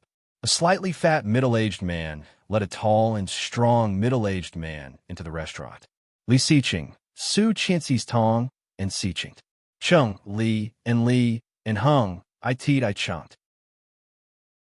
Seeming to notice his gaze, Su Qianxi looked up at him. The middle-aged man in front of her had a cold and reserved temperament. When he glanced around, his eyes were like an eagle, full of sharpness. He didn't do it on purpose, it was just a habit. Chapter 367. She smiled politely and nodded. The middle-aged man also nodded slightly at her and quickly moved his eyes away from her, following the fat man. Do you know him? Li Siqing looked down and asked. No, but he looks a bit familiar. Yes, Major General of the Army, Rong Haiwei. Oh, never heard of him. I've only heard of Li Xiao. Li Siqing's eyes were softer, but he was still expressionless. He said in a disdainful tone, Ignorant. I am not in this circle. It's normal that I don't know him, she said matter-of-factly. As they spoke, they had already left the restaurant. What they did not know was that Rong Haiwei, who had just passed by them, had already stopped and looked at Su Qianxi's back. When they were far away, Rong Haiwei slowly looked away, feeling a pain in his heart. She was really like her. But that girl was Song Yifun's daughter. Mr. Rong, the room is ready. Come in. Okay. Since he had stolen the confidential document from Li Siqing's computer, Tang Jinghao had learned the real strength of the Li family. It was a little more powerful than he had expected, but not too far apart. Knowing the strength of his opponent, Tang Jinghao, who had been worried by Li Xiqing's pretense, suddenly felt relieved. No wonder Sheng Feng chose the Tang family instead of the Li family. It turned out that Sheng Feng had already estimated the strength of the Li family. Two partners with similar strength, of course, it was safer to work with the more established Tang family. After successfully signing the contract, Tang Jinghao was very happy and gave bonuses to all the employees. Suddenly, the Tang family was full of laughter. After hearing about the current situation of the Tang family, Li Xiqing ordered, "You can start. Follow the original plan." His voice was calm, but Chengyu felt that the man in front of her was extremely dangerous. "Yes, sir." Extreme joy turned to sorrow. Less than 3 days after the bonuses were handed out, Tang Core received a shocking piece of news. The first batch of materials imported from Germany more than half a month ago was detained at the customs because they were suspected of hiding toxic substances. Seeing that the time was getting closer and closer, the factory could not start because of the lack of raw materials. Tang Jinghao anxiously ran up and down to open up his connections everywhere. However, at this critical moment, Mrs. Tang rushed into the company and cried, "I found our daughter! I found her!" Tang Jinghao was supposed to be happy that he found his daughter. However, when he heard his wife's loud voice, his head started to hurt even more. Holding his head, Tang Jinghao said impatiently, "Found it? Where is it?" "It's in Yuxiu, behind Li Xiqing's villa. He has another mansion. Minjing is there." "She is there."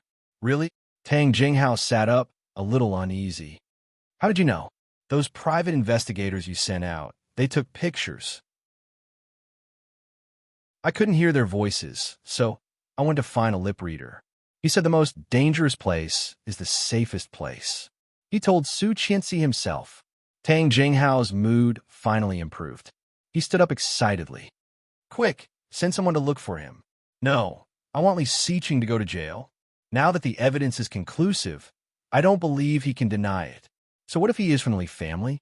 Li Xiqing is going to jail for sure." The third night watch, one night watch, was made in advance of yesterday's redress of grievances, and the last night watch will be reserved for the redress of grievances in the daytime tomorrow. Chapter 368. In the morning, when Su Qianxi woke up, there was no one next to her. Stretching and yawning, she got up comfortably and went to the bathroom to wash up.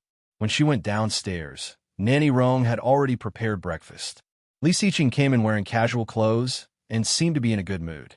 Eating breakfast, Su Qianxi looked at him and asked, "Where did you go?" "In the back." Li Xiqing washed his hands and sat down in front of her. He took a sip of milk and said, "I'll take you to see a good show later." "What show?" "Let's eat first." What Li Xiqing said must be a good show. Su Qianxi finished the bread quickly and took a sip of milk. She could not wait to ask what show.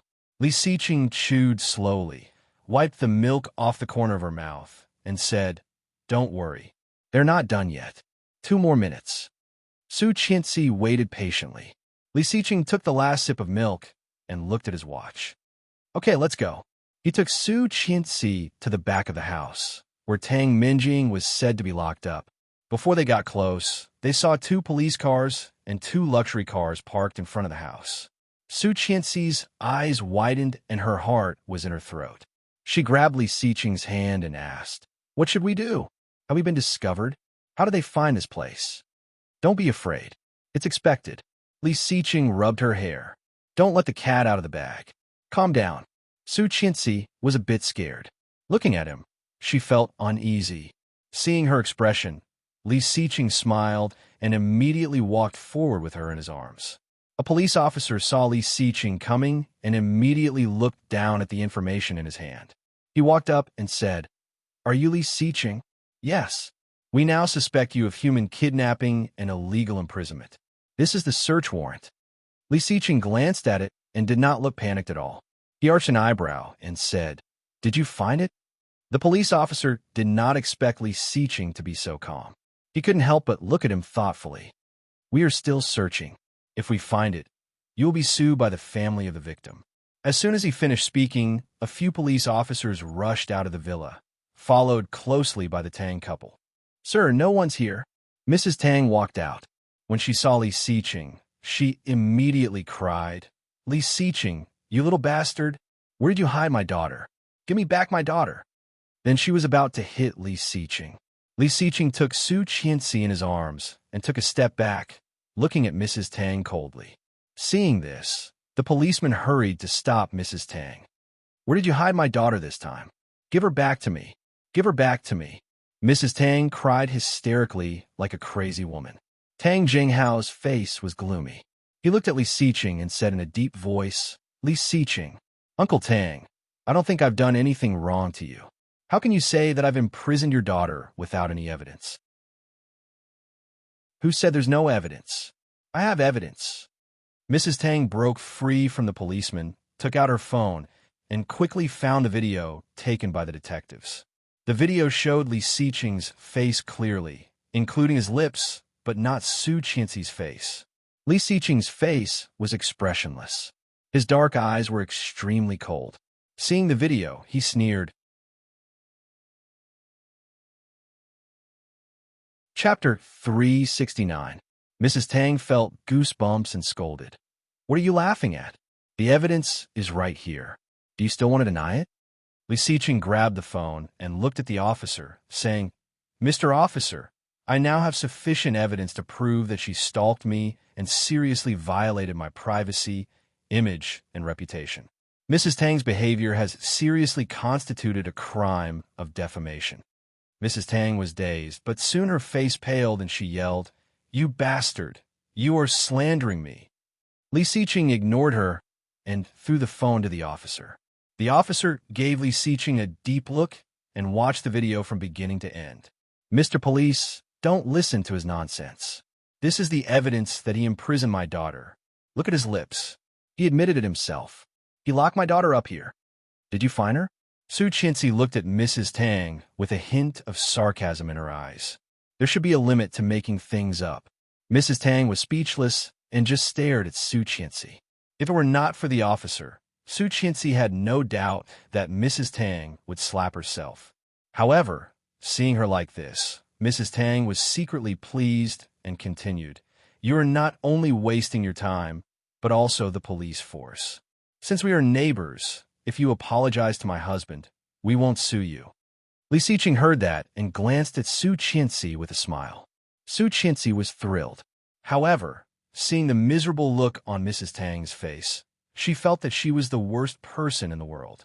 She was in cahoots with Li Xiqing. That was horrible. When did she start to be influenced by Li Xiqing? If they were in a movie, they would definitely be the villains. Mrs. Tang was furious and yelled, Little b asterisk tch, little b asterisk tch, you want me to apologize? Bah, get my daughter back. Give her back. I'm doing this for your own good. Why are you cursing like this? It's so unpleasant. She shrank behind Li Xiqing and whispered, looking scared, Come back with me. The officer looked at them deeply and said, This lady is right. Your evidence has violated the privacy, reputation, and portrait rights of others, and indeed did not find your daughter here. Your evidence is not strong enough. Lip reading, Mr. Police. Look at his lips. This kid admitted it himself. If you have anything to say it back at the station. The officer was a bit impatient. Waving his hand, he looked at Li Xiqing and Su Qianxi. You two come with me. Su Qianxi was a bit nervous. She had never been to the police station before. Was she going in today? Li Xiqing felt her nervousness. He reached out and patted her hand, saying, Mr. Officer, I'm willing to cooperate, but my wife doesn't seem to like that kind of place very much. I'd better ask my lawyer to talk to you. The officer glanced at Su Qianxi and nodded. As soon as possible. Tang Jinghao did not speak. On the way to the police car, he stared at Li Xiqing.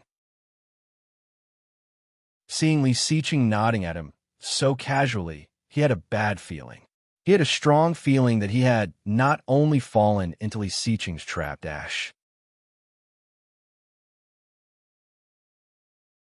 Chapter 370.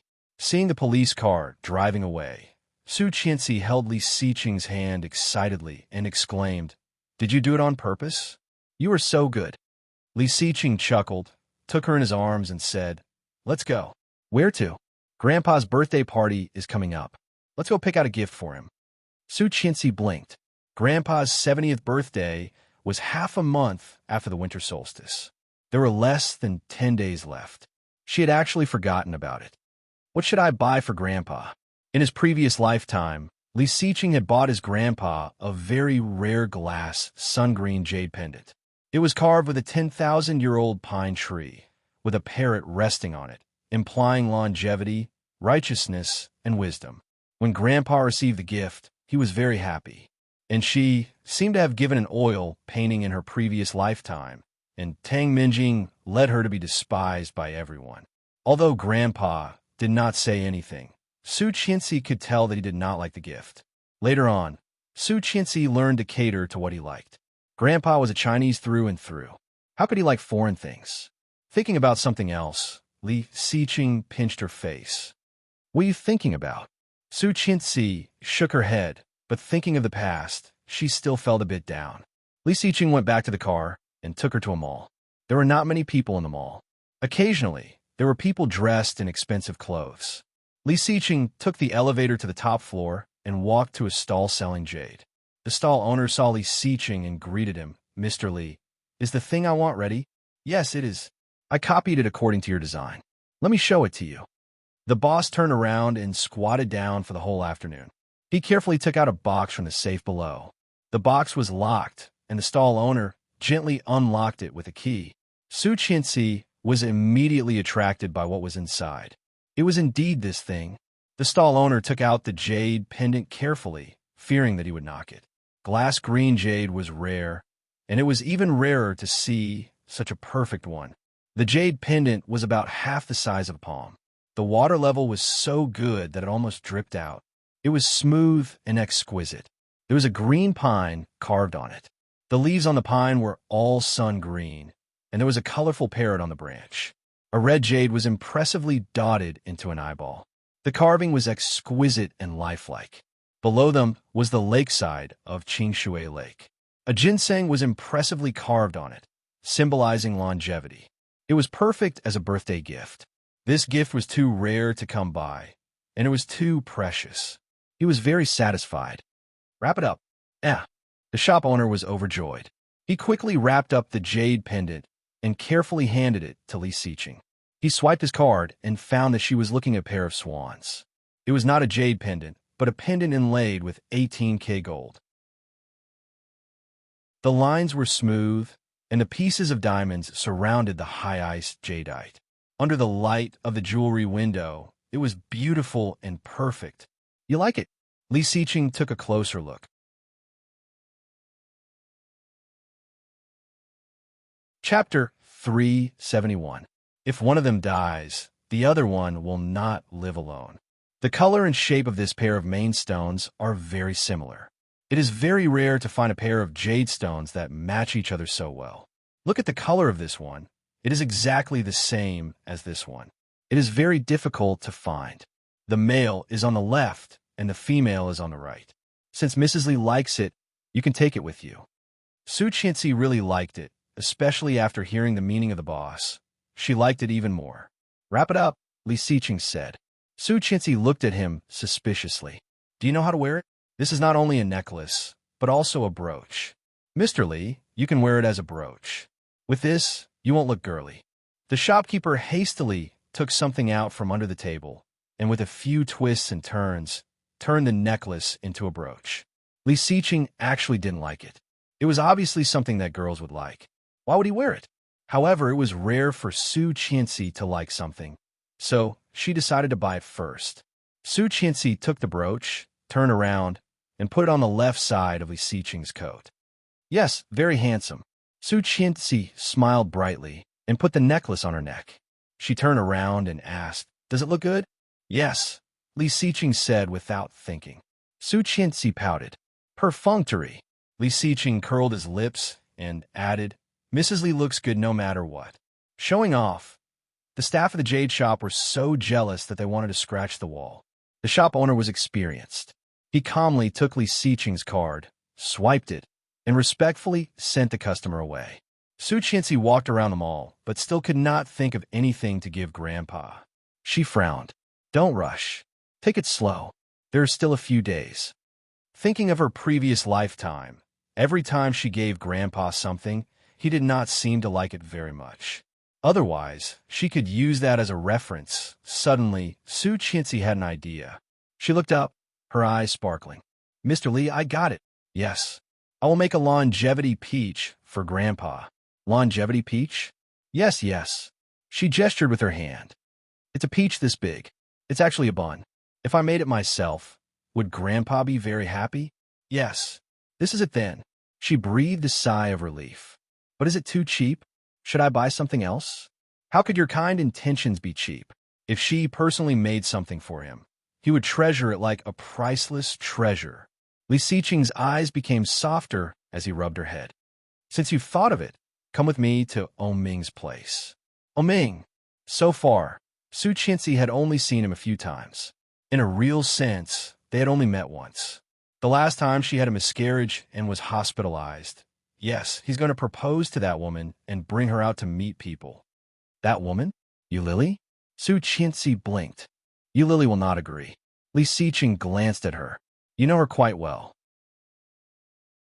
We've been classmates for 3 years, after all. More importantly, she clearly knew that you Lily did not marry Ming at all. She even died in his hands. The 3rd chapter. I've written a lot in the past 2 days. I tried to update it all at once, but everyone thought I didn't. I tried to redress the injustice, but I was scolded. It's not easy to write a book. Please read it and cherish it. Notice, next Tuesday, 25th, the book will officially go on sale for a fee. There will be 30 to 50 chapters.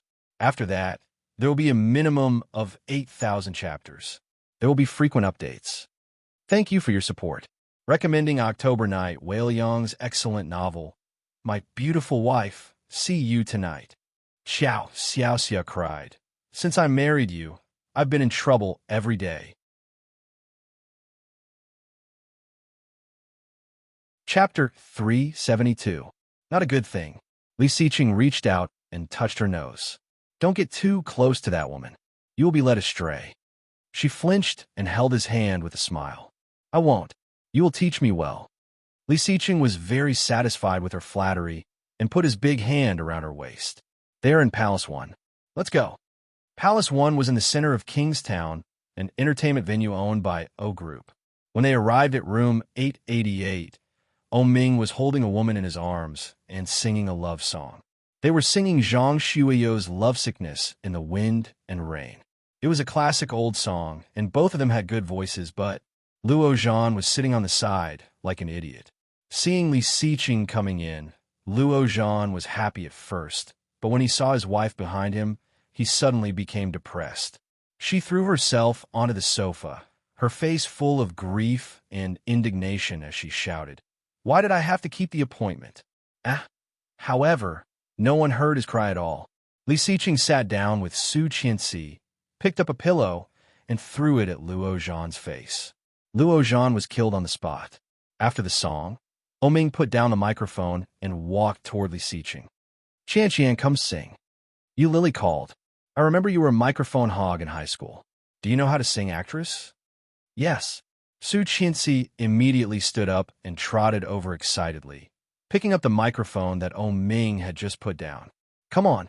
The familiar melody sounded, and when Ming's face appeared on the big screen, Su Qianxi looked even more excited. Yu Lily gestured to her, indicating that she should sing first. A low female voice sounded, and the voice was very beautiful. Keep it simple.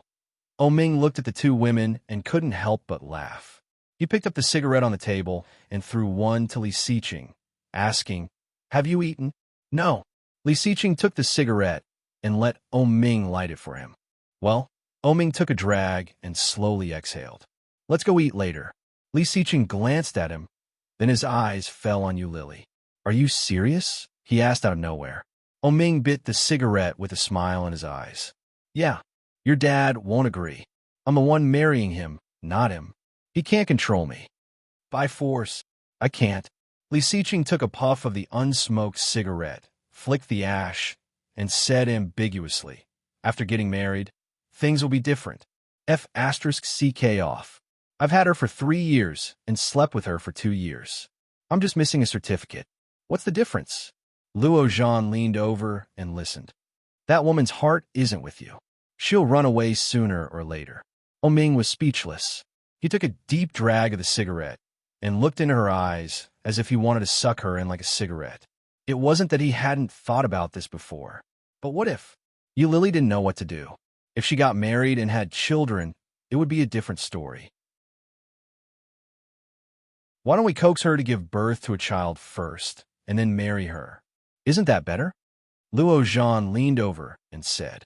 Ming glanced at him and said helplessly, when I don't wear a condom, she will take medicine. Then she won't take it if you wear it? Nonsense. Why would she take medicine if she wears a condom? Luo Zhan leaned over and whispered, then you wear it and poke a few holes on the condom. Fourth update. All 4 groups were full, and there were still more than 100 messages that hadn't passed the review. It doesn't matter if you can't join. Anyway, I don't plan to create another group. After it's online, there will be a VIP group, and there will be various benefits. Seeing that many people were asking about the fee, 1 chapter equals 1,000 words equals 0. 0.5 yuan equals 5 book coins. 1 yuan equals 100 book coins equals 20 chapters. 1 bottle of mineral water equals 200 book coins equals 40 chapters. If everyone's level is higher, it may only be 3 to 4 book coins per chapter.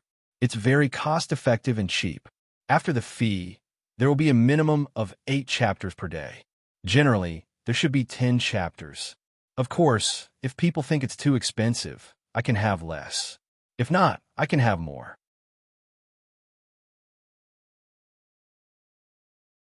Chapter 373. Hearing that, Ming said insidious. Good idea. Li Xiqing agreed. It's best to change your medicine. You are more insidious. Luo Zhan looked contemptuous. Stop pretending. We are all jackals of the same tribe. I am not. Li Xiqing pushed him away. Ming also looked at him contemptuously. Me neither. Luo Zhan was speechless. After singing a song, Su Qianxi and Yu Lily saw the 3 men together and glanced at each other. Yu Lily looked down. What are they talking about? I don't know. Hey, do you think that Luo Zhan looks gay? He doesn't have a girlfriend, and he is so close to them. Su Qianxi couldn't help but spit into the microphone. The 3 men looked over, and Su Qianxi quickly put down the microphone and whispered, no way. He looks quite normal. Abnormal, okay? You see, he is also good-looking. He is already 26 years old. Why hasn't he been in a relationship? If it is not a physical problem, it is a psychological problem or a brain problem. Ha ha ha ha. Su Qianxi laughed mercilessly. The 3 men quickly dispersed and went to dinner with the 2 women. However, after Yu Lily said that, Su Qianxi's look at Luo Zhan became a bit strange. She heard that gay people would walk with their legs clamped, so she deliberately walked a little slower to look at his walking posture. She heard that gay people like to wear tight pants, and she heard. Su Qianxi's expression was strange, and Li Xiqing immediately found it. He put his arm around her waist and whispered, "What's wrong?" Su Qianxi shook her head and coughed. Was she being too obvious? When they arrived at the private room that Ming had booked, when they were ordering, Yu Lily asked casually, "Does Luo Zhan like sweets?" What? Luo Zhan was flattered to be mentioned. Is caramel pudding okay? Okay. Thank you, sister-in-law. Su Qianxi silently noted that Luo Zhan liked sweets. Seeing Yu Lily's gaze, she also joined in the line of questioning. Do you usually exercise? Yes. What sports do you like? Swimming, volleyball, tennis. It's over. All of them. Su Qianxi wailed, looking at him with some pity. Hearing Su Qianxi's words, Yu Lily almost laughed out loud. She covered her face with the menu and laughed so hard. Li Xiqing and Ming suddenly understood and couldn't help laughing. Luo Zhan was speechless, but when he saw that everyone was laughing, he felt as if an arrow had been shot in his heart. He roared with grief and indignation. I'm a straight man. The waiter who came in to order couldn't help but laugh when he heard that. Luo Zhan's heart sank. It was bad enough that he was a single dog, but he even had to be questioned about his sexual orientation. His days were too king miserable. He stood up decisively, turned around, and left. Oming smiled and asked, "Hey, where are you going?" "Toilet. There's a toilet in the room. I'll go outside." Luo Zhan angrily walked to the bathroom outside, unzipped it, and fired it into the urinal. At this time, a young man who looked gentle came in from outside. Wearing a blue suit and a pair of rimless glasses, his facial features were handsome, and his temperament was clean. He looked a little weak, but he was still tall. Luo Zhan glanced at his crotch, then looked at himself and pouted. This is what a F** King Gay is like. His temperament is off the charts.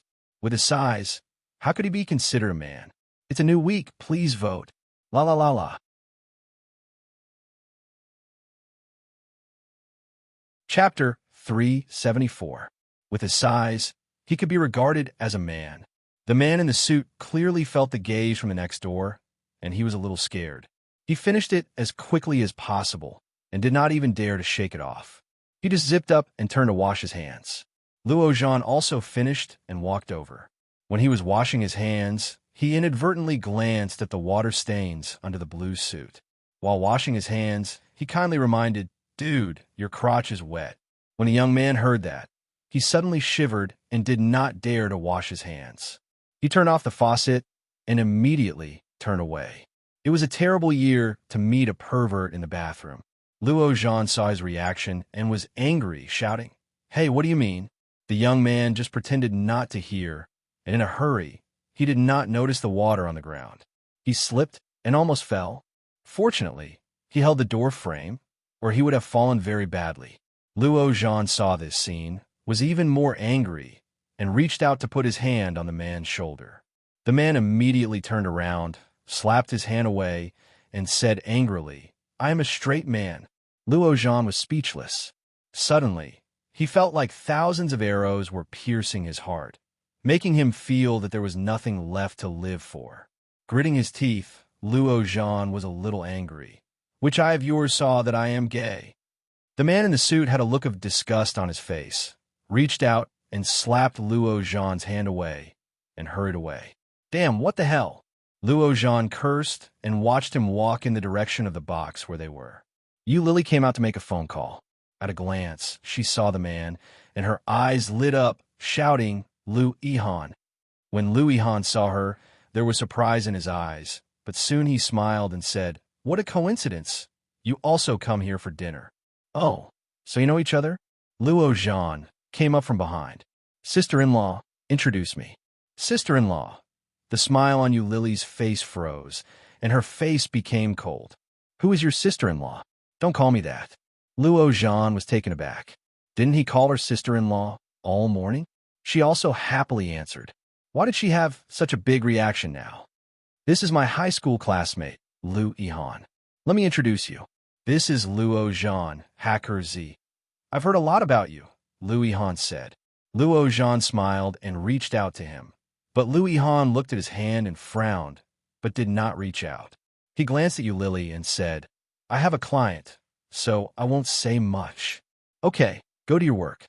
After Yu Lily finished speaking, Lu Yihan turned around and left, without any intention of paying any attention to Luo Zhan. Luo Zhan was a little embarrassed and angry. Did this kid really think he was gay? F***CK. What an injustice. Luo Zhan felt that it was necessary for him to find a girlfriend to calm down. No, he should go to a nightclub and find a beautiful girl to break his virginity. Otherwise, he would be suspected all the time, and his heart would be filled with grief. During the meal, Luo Zhan felt the most aggrieved. Being taken care of by two good sisters and being ridiculed by two good brothers, he could not lose his temper. Otherwise, these two henpecked men would kill him at any moment, making him look like a stuffed biscuit. When Oming suggested going to the leisure club under his name, Luo Zhan immediately found an excuse to escape. Going downstairs and driving, Luo Zhan saw a familiar figure on the side of the road. Chang Yu was holding a stack of documents, as if waiting for the bus. Luo Zhan's eyes lit up, stopped on the side of the road, and shouted, "Assistant Chung, where are you going?" "Get in the car." Cheng Yu immediately got in the car with the documents. Luo Zhan drove and asked, "Where's the car that Lao Air gave you?" "Oh, don't talk about it. It broke down and was sent to be repaired. Bad luck." "Oh," Luo Zhan responded, a little struggling in his heart. After a long while, he turned his head and said, "Assistant Chung, you don't have a boyfriend yet, right? What do you think of me?" Chung was speechless. Luo Zhan smiled brightly, leaned on the steering wheel with what he thought was his most handsome face, bowed his head, and asked, "I'll treat you to dinner tonight. Do you want a date? Ask you out for a deadhead." "Wan Lily, Mr. Luo, are you happy?" "Luo Zhan, why are you treating me like this? I don't accept it."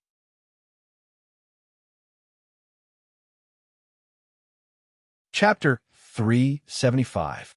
Tang Jinghao's detective only saw Li Xiqing's face in the video, and Li Xiqing did not mention a word about Tang Minjing from beginning to end.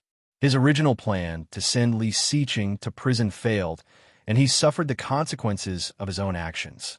Tang Jinghao made a prompt decision and put all the blame on Mrs. Tang. He returned to the company to deal with the company's affairs and try to get his wife out. Finally, after paying a high price to make Li Xiqing's lawyer lose the case, Mrs. Tang came out of the police station 5 days later. This matter had a great impact on the Tang Group. The shareholders held a shareholders' meeting and strongly demanded an explanation from Tang Jinghao. After Tang Jinghao finally appeased the shareholders, he encountered another problem. The raw materials imported from Germany had been approved by the customs, but some of them needed to be detained and released after they were all checked. Tang Jinghao did not dare to disobey. He hurried to show his sincerity and got the materials back. However, at this time, Sheng Feng called and asked to ship some of the finished products first. When Tang Jinghao had a headache and asked for 2 more days, Sheng Feng's tone changed. "I have already ordered this batch of products from you. You said you had them in stock, which is why I gave you such a big order. Now you are telling me that it is not ready yet. How can I explain it to my superiors?" "You can't say that. It is not the first time we have cooperated with Sheng Feng. It's because it's not the first time we've worked together that I trust you so much. The higher-ups originally intended to give it to the Li Group. I gave you such an important order because I think highly of you. Now you're telling me that you can't get it? Don't tell me you've forgotten what was written in the agreement some time ago." Tang Jinghao felt even more headache and quickly said yes. "Then I will give you 2 more days. If the goods are not delivered by then, I will consider it as a breach of contract." Tang Jinghao's face changed dramatically, and he exclaimed, "2 days? How? How is it possible?" Before he finished, the phone had been hung up. Preposterous, preposterous. Tang Jinghao was so angry that he paced back and forth on the spot. He picked up his phone and was about to call back, but the call was immediately hung up. He stomped his feet and simply called the factory that was rushing to work. "Hurry up and recruit people. Overtime. We must get the first batch out within 2 days. That penalty fee, even if he lost his entire company, it still wouldn't be enough." Tomorrow was Grandpa's birthday party, and Su Qianxi finally bought a gift for Grandpa on the last day. Li Xiqing was not back yet. Su Qianxi had dinner, took a shower, and studied in the living room. When Li Xiqing came back, it was already past 9 p.m. Seeing him coming back, she put down the book and asked, "Have you eaten?" "Not yet." "Okay, take a seat. I'll heat up some food for you." "Okay." He looked at her softly. "I'll go take a shower first." And after Su Qianxi heated up the dishes, Li Xiqing came downstairs, wearing only a rabbit fur robe. She hugged her thick coral velvet pajamas. Seeing him dressed like this, she asked, "Aren't you cold?" "I'm not cold. Eat with me." "Yeah." She sat down. "You haven't finished that thing yet?" "Almost. I'm dealing with the acquisition of Tangkor." "Acquisition of Tangkor?" Su Qianxi's eyes widened. "Tang Jinghao's Tangkor?" "Yes, Tangkor is bankrupt. Kids who have written long reviews can join Lily's harem 5937270013. The administrator will teach you how to do it. If you haven't written a long review, please behave. P.S. Impromptu reviews do not count." Chapter 376. Su Qianxi gasped and asked incredulously, "Why so sudden?" "Not sudden. Li Xiqing looked up, and there was some softness in his deep eyes. I have been planning for more than 2 months, and I just closed a net a few days ago. I took over the order from Sheng Feng and Tang Group. It was rare for him to patiently explain to her. His voice was deep and mellow, no different from usual. However, Su Qianxi felt a bit distressed. He had been as busy as a top these days and must be exhausted. It was a few minutes later when he finished. Su Qianxi gasped and felt a little scared. No way, such a big mess, and you dare to take it on. Sheng Feng screwed Tang Jinghao over. Don't let them screw us over too. Don't worry. The vice president of Sheng Feng is Qin. Su Qianxi's eyes widened. Mom's family? Yes, my uncle. No way. It was the first time that Su Qianxi's brain worked so fast. You and your uncle set Tang Jinghao up? Li Xiqing paused and poked her forehead. Am I such a sinister person in your eyes? Su Qianxi's face darkened slightly. Su Qianxi nodded without hesitation. Li Xiqing narrowed his eyes and said, This is called outsmarting him. Tang Jinghao asked for it. You're lying. How dare you say you are not sinister? Li Xiqing was in a very good mood. Curling his lips, he finished the last mouthful of soup and waved at her. Come here. What? Although she asked, she still walked over. He pulled her, and she fell into his arms. Su Qianxi's heart raced. Looking at his hungry eyes, she already knew what he wanted to do. Sure enough, Li Xiqing put an arm around her waist and said, Mrs. Li, let's try it in the kitchen. Su Qianxi suddenly felt numb and immediately struggled. No, let's go back to the room. I heard it's very exciting. Let's try it. I heard. It must be Yao Ming again. In the past few days, because of what he had heard, he had taken her to the living room and the balcony. Su Qianxi was reluctant. But in the end, she still couldn't resist his coercion and was directly pressed against the refrigerator door. In the end, she surrendered under his ferocity. She hung on him, panting for fear of falling. He hugged her and whispered in her ear, Today is your ovulation period. Let's have a baby, Mrs. Li. Su Qianxi had no time to refuse and was attacked by him again, unable to fight back. Captain Li's 70th birthday was arranged at the only 6-star hotel in Kingstown. The invited guests were all personally selected by the old master himself, and they were all important figures of the older generation. At 5 or 6 o'clock in the evening, most of the guests had arrived, and the scene was very lively. In the kitchen of the hotel, Su Qianxi took out the peach with a thick pair of heat-resistant gloves and exclaimed, It smells so good. Li Xiqing smiled. Grandpa will be very happy to see it. Su Qianxi couldn't help smiling as well. She carefully put the peach on a white porcelain plate and decorated it according to the chef's instructions. Li Xiqing's phone rang. It was Laurel, who was guarding Tang Minjing. Picking up the phone, he heard a hurried voice. Sir, it's bad. Miss Tang's water broke. I'm afraid she's going to give birth. Weibo has been opened. She will often post new updates and small spoilers on Weibo. After she goes online, she will set up a VIP group. Everyone can follow her content, and the group number will be announced. Weibo name, Uncle Wan Lily. If you can't find him, please search for him at least 30 chapters. I'll try to post more after 010. I recommend Su Jimo's new book, Hot Little Sweetheart. Big CEO, don't come here.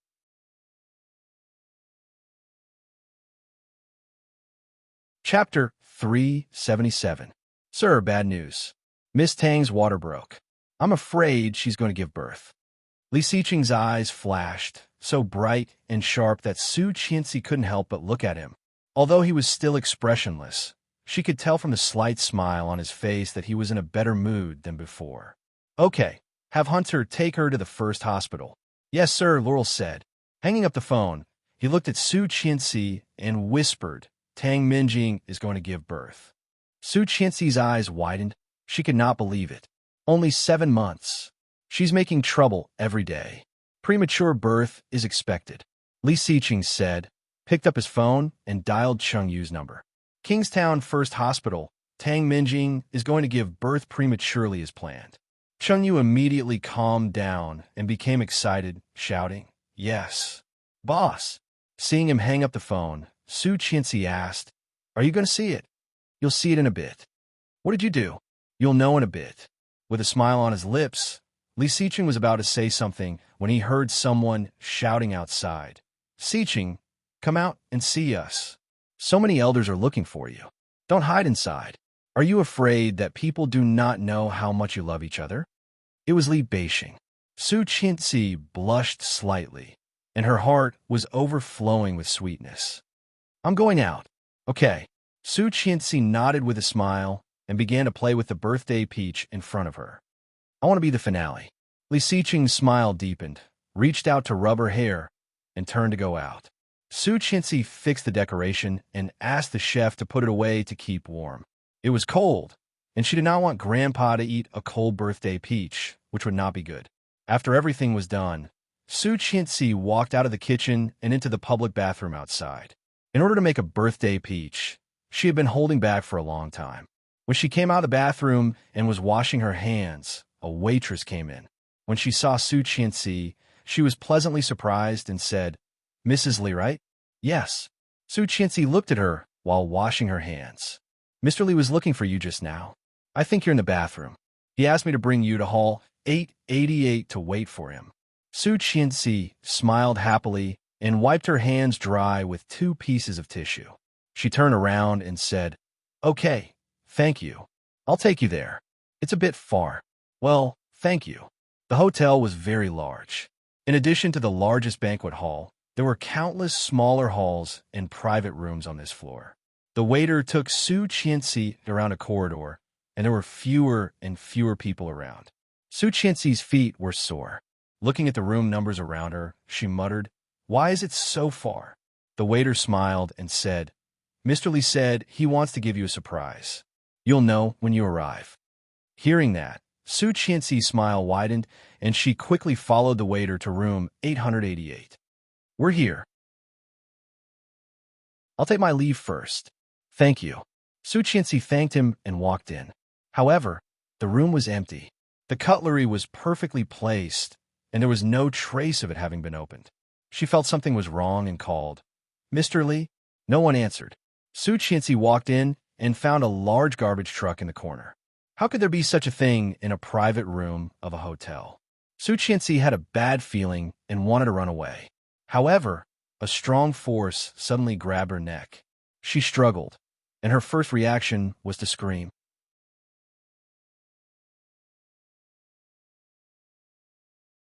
Chapter 378.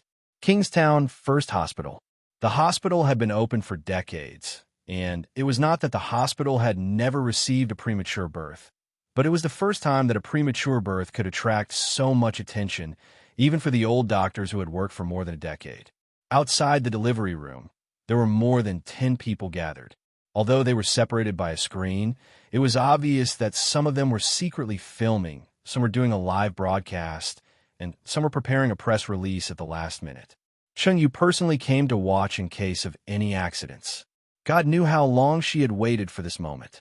Tang Minjing was a mistress, and everyone had the right to punish her. She had seen her boss being wronged by this woman with her own eyes. It was all because of Tang Minjing that the boss's wife almost divorced her boss. It was all because of this child. Now that the highlight was finally here, Cheng Yu was excited. As long as the child was born and a paternity test was done in front of everyone, then Tang Minjing would have nothing to say, right? At that time, the entire Kingstown would know what kind of person Tang Minjing was. The sound of slapping people in the face was simply refreshing. There are too many people. Don't all pile up here. A nurse said impatiently, Go out and wait. What's so interesting about giving birth? Cheng Yu consciously shrank to the back. One of the reporters from the news agency gestured for her to keep quiet. There were more than a dozen people at the scene, but no one made a sound. Seeing this, the nurse knew that they could not be driven away and went directly into the delivery room. There were footsteps outside, which were somewhat familiar. Cheng Yu looked over and saw it was Rong Rue.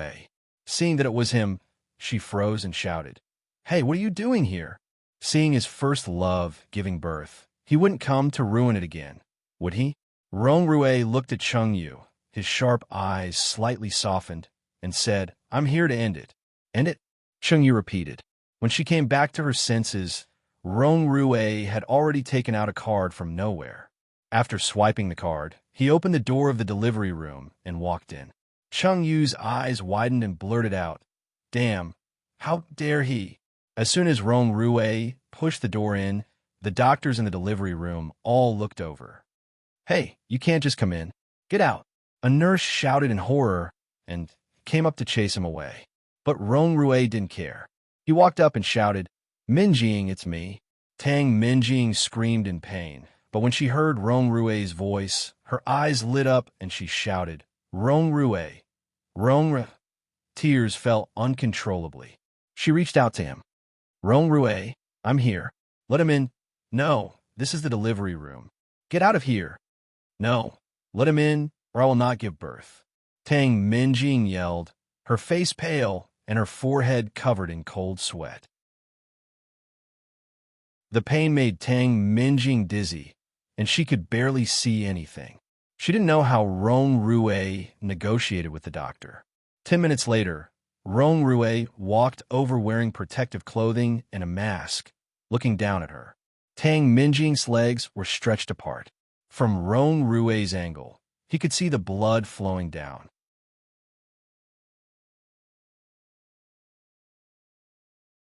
Chapter 379. Every time, when she needed him the most, he would be there for her. Handsome, like a god, he would help her solve everything. However, she was blinded by Li Siqing, the man who was not destined to belong to her. During the time she was imprisoned, she had thought about many things. Many things. If she could do it all over again, she would not pester Li Siqing and would cherish the person in front of her. Fortunately, there was still a chance for her to turn the tables. After giving birth to the illegitimate child, she would settle down and be with Rong Rue. Tang Minjing smiled, holding Rong Rue's hand, and called, "Rong Rue." Rong Rue held her hand back, but his eyes were no longer full of love. Tang Minjing was in pain and did not notice the slight change in Rong Rue. The nurse's hands kept pushing her belly. Tang Minjing turned her head and said, "You know, during this time, I have thought a lot." Rong Rue held her hand and did not speak. "After I give birth, why go back? I will marry you." Tang Minjing gasped, sweating. "Don't talk," the nurse shouted. Tang Minjing held Rong Rue's hand tightly and did not listen to the nurse. With a pale face, she struggled to ask, "Okay, last time you proposed to me, I did not say yes. Now I say yes, okay." Rong Rue held her hand, wearing a mask on his face. His eyes were cold, and his voice was slow. "No." Hearing that, Tang Minjing widened her eyes and stared at him. Rong Rue's eyes were cold, looking at her. "Rong Rue has been killed by you. Have you forgotten?" Tang Minjing's heart seemed to be clenched tightly, so painful that she could not breathe. Looking at him, she felt extremely unfamiliar. Was this Rong Rue? Was this the man who once vowed to protect her for the rest of her life? He once said that whether she loved him or not, he was willing to be with her. He said it with his own mouth. However, at this moment, Rong Rue's eyes were cold. There wasn't even the slightest bit of tenderness and love from before. Why did it turn out like this? Tang Minjing's body trembled violently. The doctors and nurses were shocked and shouted, "Do not affect the patient's mood." Rong Rue did not listen and continued, "When you chose Li Siqing and me and pushed me to the bodyguards, I was already dead. I committed suicide in the villa you lived in. Do you remember?" Tang Minjing was in so much pain that she almost fainted, but her heart ached even more. She screamed, "A scram? Get out." A doctor pulled Rong Rue up and forcibly separated his hands. He lifted him up and kicked and pushed him out of the room. However, Tang Minjing's breathing became more and more rapid. Clutching the railing of the bed, she cried, "Why?" Rong Rue's words and attitude had easily shattered the belief that she had always held on to and firmly believed in. "Rong Rue, Rong Rue," Tang Minjing cried. "Why? Did you forget that Rong Rue was killed by your own hands? Have you forgotten? Have you forgotten? Oh no, the patient is having an emotional breakdown and is bleeding profusely. dashed that you're tuning into the Romance Rendezvous YouTube channel. We're so grateful for your support, and don't forget to subscribe to join us on this incredible journey through captivating stories. Your generosity through donations truly makes a world of difference, as it's the primary source of revenue that allows me to expand and enhance this channel for you. Thank you from the bottom of my heart for being a part of this adventure.